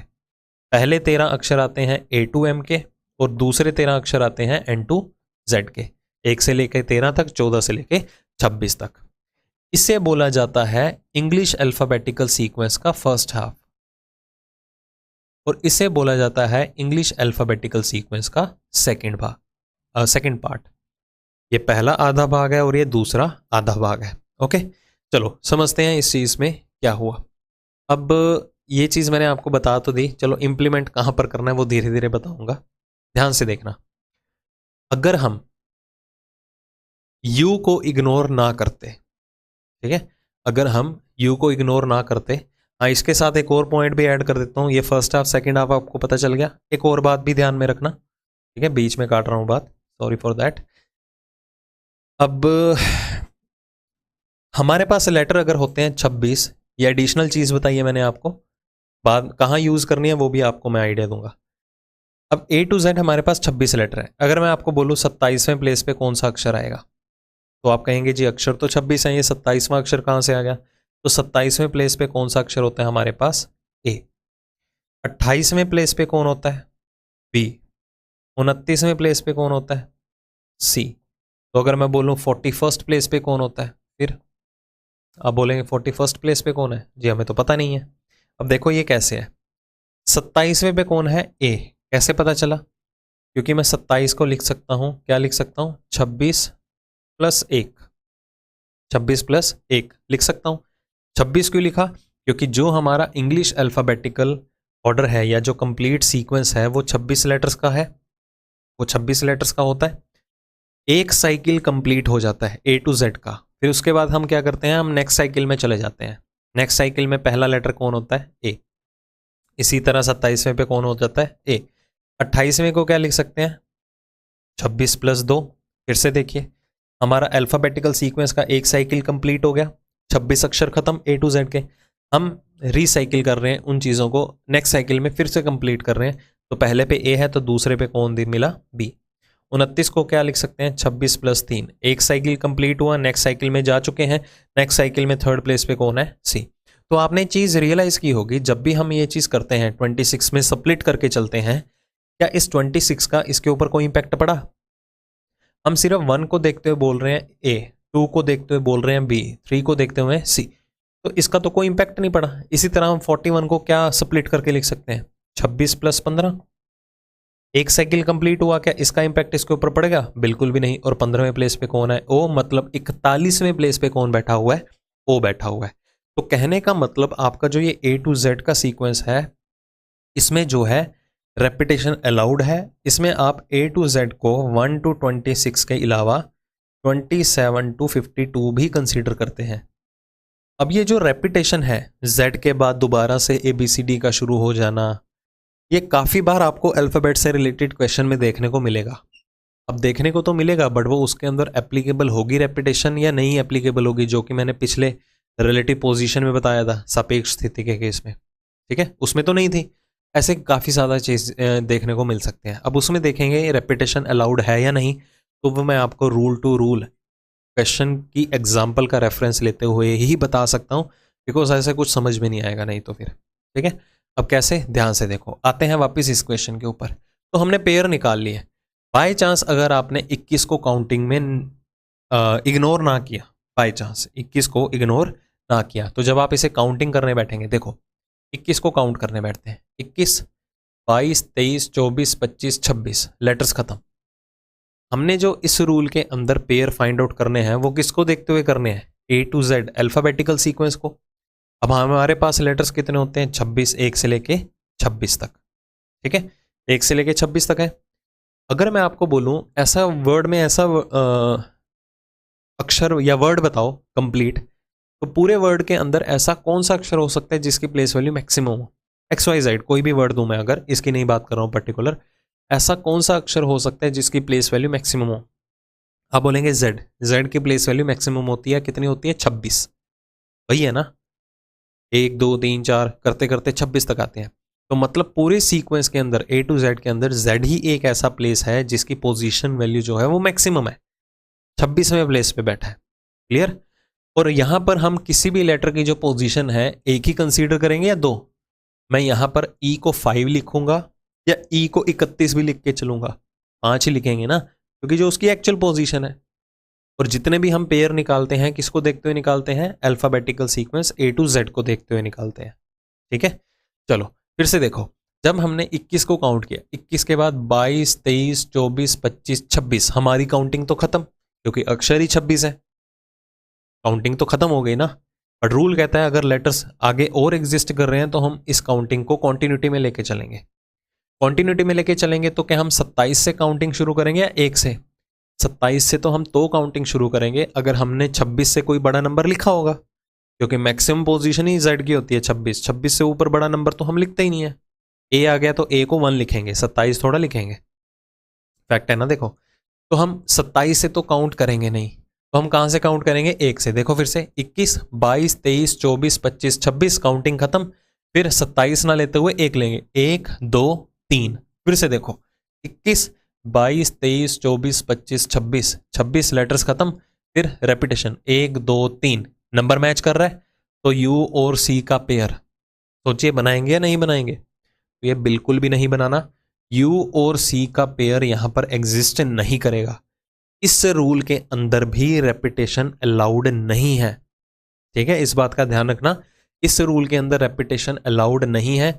जब भी आपको लगे ना कि हाँ 26 तक पहुंच गए, उसके बाद आपको काउंटिंग करनी ही नहीं है। हालांकि ध्यान में हो, जैसे कि हम 19 से स्टार्ट करें, 19, 20, 21, 22, 23, 24, 25, 26, इसके आगे आपको नहीं जाना, बस 26 तक ही काउंटिंग करनी है, इस बात का हमेशा ध्यान में रखना। ओके, तो यहां पर आपके फिक्स्ड कितने पेयर बनेंगे, सिर्फ 5 ही पेयर बनेंगे। ये U और C का छठा पेयर नहीं बनाना, तो ये आप नोट्स बना के लिख लीजिएगा, रेपिटेशन नॉट अलाउड, इसमें रेपिटेशन नहीं होगी। A to Z का जो सीक्वेंस है वो 1 एट अ टाइम, एक ही बार कंसीडर करना है, ठीक है, क्योंकि हालांकि आपको क्वेश्चन में कभी भी लिखा नहीं होता, सिंपली ये लिखा होगा इन द इंग्लिश अल्फाबेट, ठीक है। और ज्यादा से ज्यादा क्या आ जाएगा, जो मैं आपको पहले बता चुका हूं, इन बोथ फॉरवर्ड और बैकवर्ड डायरेक्शन, दोनों दिशाओं में निकालने हैं, फॉरवर्ड भी और बैकवर्ड भी, ठीक है। तो कहने का मतलब, अगर मैं आपको दे देता हूं एक वर्ड जूलॉजी, सपोज ये वर्ड आ गया, ठीक है, 26, 15, प्लेस वैल्यू तो लिख लोगे आप, ओके। तो इस 26 को काउंट नहीं करना, 26 के बाद क्या बोलोगे, 1 2 3, गलत होगा, रेपिटेशन अलाउड है ही नहीं, ठीक है। तो ये चीज़ जो है वो बताने वाली है, रेयर टू रेयर कैंडिडेट्स को पता होती है, बट आपको पता होगी अब, ओके। ये प्रैक्टिस के साथ साथ आती हैं चीज़ें, डाउट भी आता है कि करना है या नहीं करना, इसका क्या करना है, ठीक है, रेपिटेशन अलाउड नहीं है। तो वही बात आती है, देखो 20, 21, 22, 23, 24, 25, 26, यहाँ तो खत्म ही हो रही है काउंटिंग, ओके। चलो इसको तो वैसे भी इग्नोर करके चलेंगे, जिसकी प्लेस वैल्यू मैक्सिमम है, बस ये होल्ड पे बना के चलो। चलो शुरू करते हैं, 3 4 5 6 7 8 9, नहीं बन रहा, 18 19 20 21, जरूरत नहीं है काउंट करने की, 9 10 11, पहला मिल गया। अब यहाँ पर क्यों नहीं कर रहा हूँ, क्योंकि मुझे दिखाई दे रहा है 9 10 11, वर्बली पता चल जाता है ना। 9 10 11 12 13, नहीं बन रहा, 3 4 5 6, 3 4 5, एक और पेयर बन गया, 11 12 13, 11 12 13 14 15, 5 6 7 8 9 10, तो यहाँ पर भी टोटल पेयर्स कितने बनेंगे, सिर्फ 2 ही बनेंगे, ठीक है। चलिए फिर से वही बात है, पेयर निकालने हैं, वर्ड क्या है, अपना ही सब्जेक्ट है, रीजनिंग। चलो प्लेस वैल्यूज 18, 5, 1, 19, 15, 14, 9, 14, 7। जल्दी से, ये तो टिप्स में होनी चाहिए। देखो 18, 19, 20 जरूरत नहीं है, कैंसिल करो। 5, 6, 7, 8, 9, 10, 11, 12 नहीं बन रहा। एक इधर नहीं देख रहा हूं मैं क्योंकि 2, 3 नहीं दिखाई दे रहे मुझे। 1, 2, 3, 4, 5, 6, 7 बन गया। ए का पेयर बना जी के साथ। 19, 20, 19 सबसे बड़ी पोजीशन है, इसको भी इग्नोर करो। 15, 16, 17, 18, 19, 15, 16, 17 नहीं है काउंट करने की जरूरत। ये 14 और 15 बन गया। 15 से आगे कंटिन्यू कर रहे थे, 14 से आगे कंटिन्यू करेंगे, नहीं बनेगा क्योंकि 14, 15 फिर से वही सीक्वेंस बन रहा है। 14, 15, 16, 17 नहीं बन रहा। 9, 10, 11, 12, 13, 14, 15, 9, 10, 11, 14, 15, 14, 15, 16, 17, 18, 19 नहीं बन रहा। 7, 8, 9 एक ये पेयर बन गया जी और आई का। 7, 8, 9, 10, 11, 12, 13, 14, 15 नहीं बन रहा। तो यहाँ पर टोटल पेयर कितने हैं? 3 ही पेयर बन रहे हैं इस रीजनिंग वर्ड के अंदर। प्रैक्टिस जब करते रहोगे ना, होल्ड बन जाएगा, स्पीड भी बढ़ जाएगी, एक्यूरेसी के साथ क्वेश्चन सॉल्व होगा। तो मेनली आपको मैटर क्या करता है यहाँ पर, एक्यूरेसी के ऊपर होल्ड बनाओ। अगर एक्यूरेसी है तो स्पीड ऑटोमेटिकली जनरेट होती है आपकी। ओके, बढ़ते हैं अगले रूल की तरफ। अब जो हमने पिछला रूल किया है इसमें भी बहुत सी वेरिएशन बनती हैं, वो आपको एक्सरसाइज के अंदर ही देखने को मिलेगी। अभी सिर्फ होल्ड बना लो, बेसिक चीज़ों का आइडिया ले लो, ताकि अगर एक्सटेंशन में हाई लेवल थोड़ा बनता भी है तो उसमें कोई भी दिक्कत ना आए आपको। ओके, न्यू वर्ड फॉर्मेशन, नए शब्द का निर्माण करना जी बहुत ही ज़्यादा इंपॉर्टेंट है, और मैक्सिमम कैंडिडेट जो है इस क्वेश्चन को इग्नोर करके आते हैं, एग्जाम में अटेम्प्ट करते ही नहीं है। अब क्यों नहीं अटेम्प्ट करते हैं उसका रीज़न पता चल जाएगा आपको धीरे धीरे। ठीक है, अब इसमें क्वेश्चन को सॉल्व करने के लिए मैं आपको एक एग्जाम्पल बताऊंगा। ठीक है, पहले मैं देख लेता हूँ रेफरेंस में लिया मैंने वो एग्जाम्पल, नहीं, चलो मैं एक एग्जाम्पल का रेफरेंस लेता हूँ, पहले समझ लो होता क्या है। अगर मैं आपके सामने एक वर्ड रखता हूँ केयर टेकर, एक वर्ड मेंशन किया मैंने केयर टेकर। अब इस वर्ड में देखो पहला अक्षर कौन सा है, सी, दूसरा अक्षर कौन सा है, इस वर्ड की बात कर रहा हूँ, ए, तीसरा आर, चौथे पे ठीक है ई बैठा हुआ है। इसी तरह मैंने आपको 9 लेटर्स का, 9 अक्षरों का एक वर्ड दिया है। अब इसमें मैं आपको कुछ कंडीशन देने वाला हूं। कंडीशन क्या है उसे ध्यान से समझो। मेरा क्वेश्चन ये है कि आपको क्या करना है, इस वर्ड के अंदर सेकंड, फिफ्थ और एट्थ, दूसरे, पांचवें और आठवें अक्षर को चूज करना है। क्लियर? कौन कौन सा? दूसरा, पांचवा, आठवां। ये मैं सारे का सारा अभी क्वेश्चन ही दे रहा हूं आपको। जब तक ऑप्शंस नहीं दे देता ना मैं यहां पर, तब तक क्वेश्चन ही चल रहा है। मैं यहां पर ऑप्शन दे देता हूं, ठीक है। मैं ऑप्शन जब तक लिखूंगा नहीं तब तक क्वेश्चन ही चल रहा है। कि एक वर्ड गिवन किया केयर टेकर, और उसमें मैंने आपको ये कंडीशन दी है कि आपको कौन कौन से अक्षरों को यूज करना है, दूसरा, पांचवा, आठवां। तो सबसे पहले देख लेते हैं दूसरा, पांचवें और आठवें प्लेस पे कौन कौन सा अक्षर आ रहा है। तो दूसरे पे कौन आ रहा है? ए। पांचवें पे कौन आ रहा है? टी। आठवें पे कौन आ रहा है? ई। तो हमने ये चूज कर लिया कौन कौन से अक्षर हैं। ए दूसरे पे है, टी पांचवें पे है, और ई किस पे है? आठवें पे। तो मैंने ये तीन अक्षर चूज कर लिए। ठीक है, ये आपका क्वेश्चन चल रहा है। अब आपको करना क्या है इसके बाद, इस केयर टेकर वर्ड में जो भी आपने ये दूसरा, पांचवा और आठवां अक्षर चूज किया है, इन्हीं अक्षरों को यूज, इन्हीं लेटर्स को यूज करते हुए मीनिंगफुल वर्ड्स बनाने शुरू कर देने हैं। मीनिंगफुल वर्ड कौन से हैं? जो आपकी डिक्शनरी का पार्ट है, शब्दकोश का। ठीक है, जो आपकी डिक्शनरी का पार्ट है, आपका नेम और आपका सरनेम, वो मीनिंगफुल वर्ड में नहीं आता। और मीनिंगफुल वर्ड जो है वो कोई भी हो सकता है, second form of verb, third form of verb, singular है, प्लूरल है, चलेगा, बट होना मीनिंगफुल चाहिए। तो जो भी आपको लेटर्स अवेलेबल होंगे वहां से आपको क्या है, नए नए वर्ड या नए नए शब्द बनाने शुरू कर देने हैं। अब बनाना तो शुरू कर दिया होगा, पेशेंस तो है नहीं आप में, है ना। तो इन्हीं से ही आपको मीनिंगफुल वर्ड बनाने शुरू कर देने हैं। तो आपको रियलाइज होगा कि एक वर्ड बन रहा है, कई बार रियलाइज होगा 2 वर्ड बन रहे हैं, 3 भी बन रहे हैं, मे भी हो सकता है 4 बन जाए। ऐसा भी तो हो सकता है कुछ ऐसे अक्षर आपको चूज करने के लिए दिए जाएं जिससे कोई वर्ड ही ना बने। तो काफ़ी ज़्यादा संभावनाएं या पॉसिबिलिटीज जनरेट होती हैं। कोई भी नहीं बन रहा, एक बन रहा है, 2 बन रहे हैं, अलग अलग सिचुएशंस आती हैं ना ऐसे। ठीक है, तो उन सिचुएशंस को हैंडल करने के लिए कुछ एक आपको कंडीशन दी जाएंगी। तो वो कंडीशन क्या है वो ध्यान से सुनो। अभी क्वेश्चन ही चल रहा है कि एक वर्ड गिवन है केयर टेकर, उसमें आपको ये अक्षर चूज करने थे, कौन कौन से, सेकंड, फिफ्थ और एट्थ। नए वर्ड बनाना शुरू कर दो। अगर आपको लगा कि जो आपने ये अक्षर इन पोजीशंस पे बैठे अक्षर को जो पिक किया है उनसे आप सिर्फ एक ही मीनिंगफुल वर्ड बना सकते हो, एक से ज्यादा वर्ड बना ही नहीं सकते, सिर्फ एक ही बना सकते हो, तो उस वर्ड का जो भी सेकंड लेटर होगा ना वो आपको अपना आंसर मार्क करना है। क्या करना है? अपना आंसर मार्क करना है। जैसे कि रैंडमली अगर मैं आपको देता हूं 3 लेटर्स देता हूं LTO, यहां से मुझे मीनिंगफुल वर्ड बनाना है, तो मीनिंगफुल वर्ड कौन सा बनना है? लॉट। टोल तो बन नहीं रहा क्योंकि टोल में TOLL होता है ना।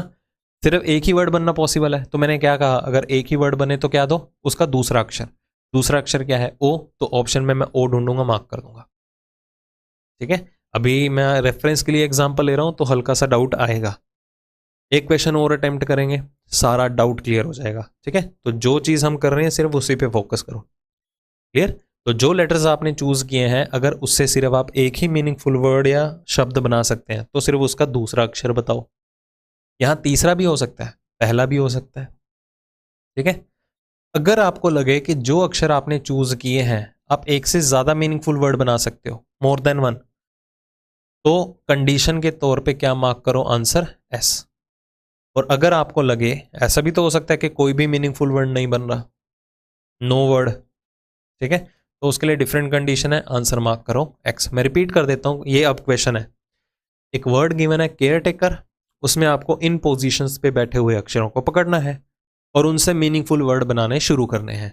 अगर आपको लगे कि उन अक्षरों का यूज करते हुए आप सिर्फ एक ही मीनिंगफुल वर्ड बना सकते हो तो उसका जो भी दूसरा अक्षर होगा ना वो आपका आंसर हो जाएगा। अगर आपको लगे कि आप उन अक्षरों से एक से ज्यादा वर्ड्स बना सकते हो तो आंसर मार्क कर देना S। अगर आपको लगे कि आप कोई मीनिंगफुल वर्ड बना ही नहीं सकते तो आंसर क्या मार्क कर देंगे? X। तो मैं आपको ऑप्शन देता हूं A, T, S और X। ठीक है, अभी आपका क्वेश्चन कंप्लीट है। हाँ, डाउट आ रहा है तो मैं आपको बता देता हूं, पहले इसे सॉल्व करते हैं। चलो, ये मेरे पास वर्ड लेटर्स हैं, वर्ड बनाते हैं। तो पहला वर्ड कौन सा बन रहा है यहाँ पर? T। दूसरा क्या बनता है? ईट। अब आप तीसरा भी सोच रहे होंगे, ईट। तो तीसरा बना के एनर्जी क्यों वेस्ट करें? एक से ज्यादा की कंडीशन है ना, एक्स्ट्रा मार्क्स नहीं मिलेंगे। हाँ, एक्स्ट्रा वर्ड बना दिया, एक्स्ट्रा मार्क्स मिल गए, ऐसा नहीं होगा। जितना बोला जाए उतना काम करना है। एक से ज्यादा कंडीशन क्या है? S। तो मैं ऑप्शन में ढूंढूंगा S कहां पर है, उसे मार्क कर दूंगा। अगर मुझे लगता है कि मेरा सिर्फ एक ही वर्ड बन रहा है, ठीक है, T, इस फिर एक वर्ड के लिए कंडीशन क्या दी मैंने? उसका दूसरा अक्षर। दूसरा अक्षर क्या है? E। ऑप्शन में देखना E कहां पर है, मार्क कर दे। अगर एक बनता तो ना, बट हमारे तो एक से ज्यादा बन गया, तो एक से ज्यादा की कंडीशन को हमने उठाया। अगर हमें लगता कि हम एक भी वर्ड नहीं बना सकते तो एक भी वर्ड नहीं बनता तो आंसर क्या मार्क करना है? X। ये जो भी होगा वो मार्क कर देते। बस इतना सा टास्क है। ये जो मैंने आपको कंडीशंस दी हैं ये मैंने अपने एंड से दी है। कभी भी ये कंडीशंस फिक्स नहीं होती। ऐसा नहीं होगा हमेशा वर्ड के अंदर दूसरा, पांचवा, आठवां ही बोला जाएगा। ये 3 अक्षर है, आपको 4 अक्षर, 5 अक्षर, 6 अक्षर भी पूछे जा सकते हैं। अगर एक ही सिंगल वर्ड बना तो जरूरी नहीं है कि उसका दूसरा अक्षर ही पूछा जाएगा, चौथा, पांचवा, छठा कुछ भी पूछा जा सकता है। जरूरी नहीं है कि एक से ज्यादा के लिए यही कंडीशन होगी। कई बार लिखा होगा कि डॉलर मार्क कर दो, एम्परसेंट मार्क कर दो, कुछ भी मार्क कर दो। ठीक है, तो ये कंडीशंस भी वेरी करेंगी, तो इन पे फिक्स मत रहना। जैसे कि अब ये क्वेश्चन है, एक सिंपल लेवल से शुरू करते हैं। अब यहां पर ये बोला गया है if you pick up from the following alphabet, ये आपको अल्फाबेट गिवन है, A to Z का ही सीक्वेंस है बेसिकली। उनमें से आप पिक करते हो किस किस को? 5वें, 13वें, 20वें और 21वें अक्षर को। फ्रॉम योर लेफ्ट, अपने बाईं ओर से किस किस को पिक करते हो? 5वें, 5वां मतलब E, 5वें के बाद 13वां, 13वां मतलब M, 20वां और 21वां मतलब T और U। ठीक है, अल्फाबेटिकल सीक्वेंस ही है, पोजीशन के हिसाब से मैंने उठा लिया। अपने ही बाईं ओर से पकड़ना था उनको, उठा लिया जी। And form a meaningful word. तो पहले देखते हैं अक्षर कौन कौन से पिक किया मैंने, E, M, T, U। तो यहां से क्या करना है, मुझे एक मीनिंगफुल वर्ड बनाना है। What is the first letter of that word? अब इन सभी अक्षरों को यूज करते हुए कौन सा वर्ड बनाया जा सकता है? म्यूट। म्यूट बन सकता है। देखो, what is the first letter of that word? इस वर्ड का फर्स्ट लेटर क्या है? M। तो ऑप्शन में ढूंढो M क्या है। अब इनमें और कोई एक्स्ट्रा कंडीशन नहीं है, कहता है एक वर्ड बनता है, उस वर्ड का पहला अक्षर बता दो। म्यूट बनता है, म्यूट का पहला अक्षर क्या हो गया? M। अगर कोई भी वर्ड ना बन पाता मीनिंगफुल तो आंसर क्या मार्क करते हैं हम, no word can be formed. अगर एक से ज्यादा बन जाते, ठीक है, एक से ज्यादा बन जाते, मोर than one word can be formed. अब कहीं ट्यूम भी तो बनता है, पहले ट्यूम चेक कर रहा हूं आप, ठीक है, गूगल पे सर्च मत करना, डिक्शनरी में चेक करना। गूगल पे आप कुछ भी लिख दो, उसका मीनिंग वो शो कर ही देगा। ओके, चलो अब जैसे कि एक क्वेश्चन है, अब यहां पर हमें क्या बोला गया, कहता है एक वर्ड है ब्रैकेट, सॉरी ब्रैकेट्स है, उसमें किस किस को चूज करना है, ये देखो लिखा हुआ है, ये सारी स्टेटमेंट है, ऐसी लिखी आएगी। If it is possible to make only one meaningful word, सिर्फ एक ही शब्द बनाना पॉसिबल है, किस किस को यूज करते हुए, थर्ड, सिक्स्थ और सेवंथ लेटर को किस वर्ड के अंदर, ब्रैकेट के अंदर। तो हमें क्या बताना है, उस वर्ड का फर्स्ट लेटर क्या होगा, ये हमारी पहली कंडीशन। ठीक है, ब्रैकेट में अगर एक ही वर्ड बना उन अक्षरों को यूज करके, तो उसका हमें क्या बताना है, सिर्फ और सिर्फ पहला वर्ड, लेटर, फर्स्ट लेटर। आगे देखो क्या है, if more than one such meaningful words can be formed, give W as your answer. अगर आपके एक से ज्यादा मीनिंगफुल वर्ड बनते हैं तो आंसर में क्या मार्क करना है हमें, डब्ल्यू। देखो कंडीशन वेरी कर गई ना, तो कंडीशन कभी भी फिक्स नहीं रहेगी, वो हमेशा चेंज होती रहेगी। If no such meaningful word can be formed, X as the answer. अगर कोई भी मीनिंगफुल वर्ड नहीं बनता, जीरो वर्ड के लिए क्या मार्क करना है, एक्स। तो चूज कर लेते हैं, एग्जाम में आपको ये चीजें लिखनी नहीं है, ऑन स्क्रीन ही करना है काम। ओके, चलो तीसरा, छठा और सातवां। तो सबसे पहले पकड़ते हैं तीसरा, छठा और सातवां कौन है। तीसरे पे आ रहा है ए, छठे पे कौन आ रहा है, ई और टी। तो ये लेटर तो हमने इनसे रिलेटेड क्वेश्चन अभी कराया, तो मैंने उसका रेफरेंस लेते हुए सॉल्यूशन भी बता दिया था। 8 वर्ड बन रहा है, टी भी बन रहा है, ईट भी बन रहा है, एक से ज्यादा बन रहे हैं, तो आंसर क्या आ जाएगा, ऑप्शन नंबर सी। नेक्स्ट, फिर से वही बात आती है, देखो अगर यहां पर पॉसिबल है एक ही वर्ड बनाना, ओनली वन मीनिंगफुल वर्ड बनाना पॉसिबल है, किस किस को यूज करते हुए, तीसरा, सातवां, नौवां और 10वां। इस बार क्या है, 4 लेटर दिए हैं, 4 लेटर किस वर्ड के अंदर, प्रेडिक्शन के अंदर। तो हमें क्या बताना है, उसका सेकंड लेटर क्या होगा। तो अगर एक ही वर्ड बनता है तो हमें क्या बताना है, उसका सेकंड लेटर। ठीक है, ये पहली कंडीशन हो गई। अब इस बार दूसरा अक्षर पूछ लिया, तीसरा भी पूछा जा सकता था। अगर एक से ज्यादा मीनिंगफुल वर्ड बनते हैं तो क्या मार्क करना है, डॉलर मार्क करना है। किसके लिए, अगर एक से ज्यादा बनते हैं, देखो ऑप्शन में डॉलर भी है। आगे क्या है, अगर कोई भी मीनिंगफुल वर्ड नहीं बनता तो परसेंटेज मार्क कर दो, अगर कोई भी नहीं बनता तो क्या मार्क कर दो, परसेंटेज। तो आपको ऑप्शन भी गिवन है। तो चलो लेटर्स को पिक करते हैं, तीसरा, सातवां, नौवां और 10वां। तीसरे पे कौन है, ई, सातवें पे कौन है, टी, नौवें पे कौन है, ओ, और 10वें पे कौन है, एन।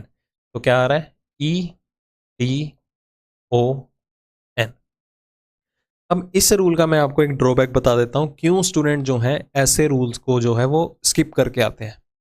ठीक है, स्किप क्यों करके आते हैं, उसका एक रीजन होता है। रीजन क्या होता है, एक एग्जांपल के थ्रू बताता हूं, ये क्वेश्चन का सॉल्यूशन भी करेंगे, उससे पहले ये पॉइंट समझना जरूरी है।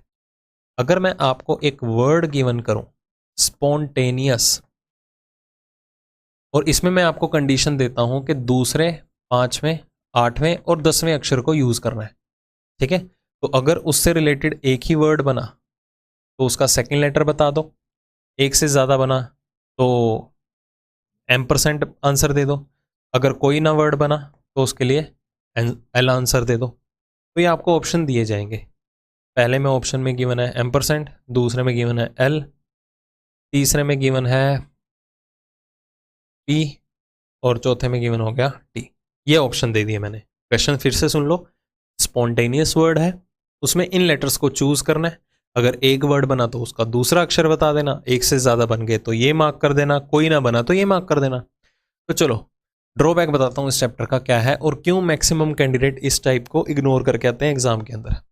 तो दूसरे प्लेस पे देखो, पहले तो कौन आ रहा है, दूसरे पे आ रहा है पी, 5वें पे कौन आ रहा है, टी, 8वें पे कौन आ रहा है, ई, और 10वें पे कौन आ रहा है, यू। तो हमने जो है ये लेटर्स को पिक कर लिया, कितने अक्षर आए, 4, P, T, E and you. ठीक है, इसका सबसे बड़ा ड्रॉबैक सुनो क्या है। सबसे पहली बात तो वर्ड बनाने हैं डिक्शनरी ऑर्डर के हिसाब से, तो आपको डिक्शनरी में गिवन वर्ड्स जो हैं वो पहले पता होने चाहिए। पहले ड्रॉबैक यही है, हमारी वोकैब ही इतनी ज़्यादा वीक है कि हमें पता ही नहीं है कौन से मीनिंगफुल वर्ड हैं कौन से नहीं है। तो सबसे बड़ा ड्रॉबैक यही रहता है। एग्जाम में हमारी साइकोलॉजी क्या मैटर करती है, सुनो ध्यान से, कि डिक्शनरी के अंदर हार्डली ही कोई एक ऐसा वर्ड हो जिसमें एक भी वोवल ना हो। वो आपको भी पता है, विदाउट वोवल तो वर्ड बहुत रेयर बनते हैं। वोवल मतलब AEIO&U। अब कोई भी वर्ड बोलिए, किसी भी वर्ड के अंदर कहीं ना कहीं एक आधा वोवल तो पक्का होगा। स्पॉन्टेनियस ही लगा लो, इसमें 3-4 वोवल यूज हो रहे हैं। वर्ड ही लगा लो, इसमें भी एक वोवल यूज हो रहा है। कोई भी बोलो। रिदम रेयर वर्ड है जिसमें एक भी वोवल नहीं है, RYTHM। ठीक है, तो रेयर वर्ड्स होते हैं। मोस्टली कोई भी वर्ड उठा लो, हर एक वर्ड में वोवल होगा ही होगा। तो माइंड में ये रहता है कि इसके अंदर तो हम 2 वोवल को यूज कर रहे हैं, पक्का कोई ना कोई वर्ड तो बनता ही होगा। ठीक है, माइंड में अनसर्टेनिटीज बहुत ज्यादा आती हैं। ठीक है, यार बनता है या नहीं बनता, माइंड में नहीं आ रहा। फिर आप सोचेंगे यार चलो यार एक तो बनता ही होगा, फंसोगे फिर भी। अगर एक वर्ड बनता होगा तो हमें उसका दूसरा अक्षर भी तो बताना होगा, तो पहले वर्ड भी तो पता होना चाहिए। तो अगर ऐसी अनसर्टेनिटीज आए ना, आपके ऐसी एम्बिग्यूटी या डाउट जनरेट हो, तो क्वेश्चन छोड़ के आना, अटेम्प्ट नहीं करना। क्योंकि अगर आपने अटेम्प्ट कर लिया तो काफ़ी एग्जाम्स ऐसे हैं जिसमें नेगेटिव मार्किंग भी होती है, पेनल्टी पड़ती है गलत आने की। तो आपका जो क्वेश्चन सही भी होगा ना, वो उसका भी नेगेटिव में ला देगा, माइनस कर देगा नंबर। यहाँ पर एक एक क्वेश्चन की इंपॉर्टेंस होती है। ठीक है, तो अब क्वेश्चन वही अटेम्प्ट करो जो आपको एक्यूरेसी के साथ आते हो, तुक्के बिल्कुल भी नहीं मारने। यार चलो एक तो बनता ही होगा। अब कुछ एक लोग ऐसे भी होते हैं, हमें गिवन है यहाँ पर 4 लेटर, माइंड में वर्ड नहीं आ रहा, तो वो वर्ड बनाने के पीछे पड़ जाएंगे। हमें क्या करना है, 4 से 3 यूज कर लेते हैं। वो क्या करेंगे, पेट वर्ड बना देंगे, पुट भी बना देंगे। बताओ ये करना क्या पॉसिबल होगा? बिल्कुल भी नहीं। अगर आप ऐसे फोर्सफुली 4 अक्षर दिए, 3 यूज कर लिए, 2 यूज कर लिए, ऐसे फोर्सफुली वर्ड्स बनाते रह गए, तो ये कंडीशन देने का तो कोई मतलब ही नहीं है। ये कंडीशन तो कभी एग्जिस्ट ही नहीं करेगी, नो सच वर्ड वाली। तो मतलब कि अगर आपको 4 अक्षर दिए हैं तो चारों को यूज करना है, 5 दिए हैं तो 5 को यूज करना है, चाहे वर्ड बने चाहे ना बने। ठीक है, तो मोस्टली कैंडिडेट इसी रीजन की वजह से वो कहते हैं जी हमें नहीं पता वर्ड बनता है नहीं, तो क्वेश्चन वो छोड़ के आते हैं। ओके, वो क्वेश्चन छोड़ आएंगे, बट आपको अटेम्प्ट करना है। प्रैक्टिस, बिना प्रैक्टिस के कहाँ से आप सॉल्व एग्जाम में अटेम्प्ट कर लोगे? अगर सपोज आपने 10 क्वेश्चन अटेम्प्ट किए और 10 में से अगर आपका 8 बार गलत होता है, तो प्रोबेबिलिटी है कि आपको एग्जाम में भी नहीं होगा, क्योंकि पॉसिबिलिटी गलत होने की ज़्यादा है। तो आप अटेम्प्ट नहीं करोगे एग्जाम में। माइंडसेट भी बना के जाना होता है पहले। अगर आपका 7-8 बार सही आ रहा है तो पॉसिबिलिटी ज़्यादा है सही होने की, तो ऑब्वियस ही बात है अटेम्प्ट करोगे। तो किस चीज़ में आप लैक कर रहे हो, किस में आपका होल्ड बना हुआ है प्रॉपरली, वो आपको पता होगा। अब क्लियर हो गया? तो अगर डाउट आए तो क्वेश्चन को इग्नोर कर दो, अदरवाइज कॉन्फिडेंट होकर आंसर मार्क कर दो। तो नो, मेरा तो कोई नहीं वर्ड बन रहा, तो यहाँ पर आंसर क्या आ जाएगा, एल। इन लेटर्स को यूज करके कोई भी वर्ड नहीं बनता है। पेटू मत बना देना, PETU, वो मीनिंगफुल वर्ड नहीं है। ठीक है, तो ऐसी बातों का ध्यान रखना है। तो चलो आते हैं, इसमें मैं एक और चीज़ बताना चाहता हूँ, तो वो पहले बताना ज़रूरी था। चलो, मेरे पास ये लेटर्स आए, अब मेरे पास वर्ड्स कौन से आए, इनको यूज़ करते हुए एक नोट वर्ड बन रहा है और एक टोन बन गया ना। कौन कौन सा बना, एक नोट वर्ड बना और दूसरा कौन सा बना, टोन बना। विजिबल हो रहा है? नोट, हाँ ठीक है, नोट भी बन रहा है और टोन भी बन रहा है। अब कई क्या करते हैं, पेन और पेपर को बहुत ज़्यादा यूज़ करते हैं। वो लिख के देखेंगे, हमने वर्बली भी देखा नोट एंड टोन 2 वर्ड बन रहे हैं, बट फिर भी लिख के देख रहे हैं। कॉन्फिडेंस की कमी है। क्या लिखने से ज़्यादा क्लियरिटी आएगी? आपके कोई भी सॉल्यूशन नहीं देखने वाला वहाँ पर। ठीक है, मैटर करेगा ऑप्शन कौन सा चूज़ किया है, बस। सॉल्यूशन कौन देखने वाला है? जब आपको पता है 2 वर्ड्स बनने वाले हैं, डायरेक्टली मोर देन 1 वाली कंडीशन पकड़ लो।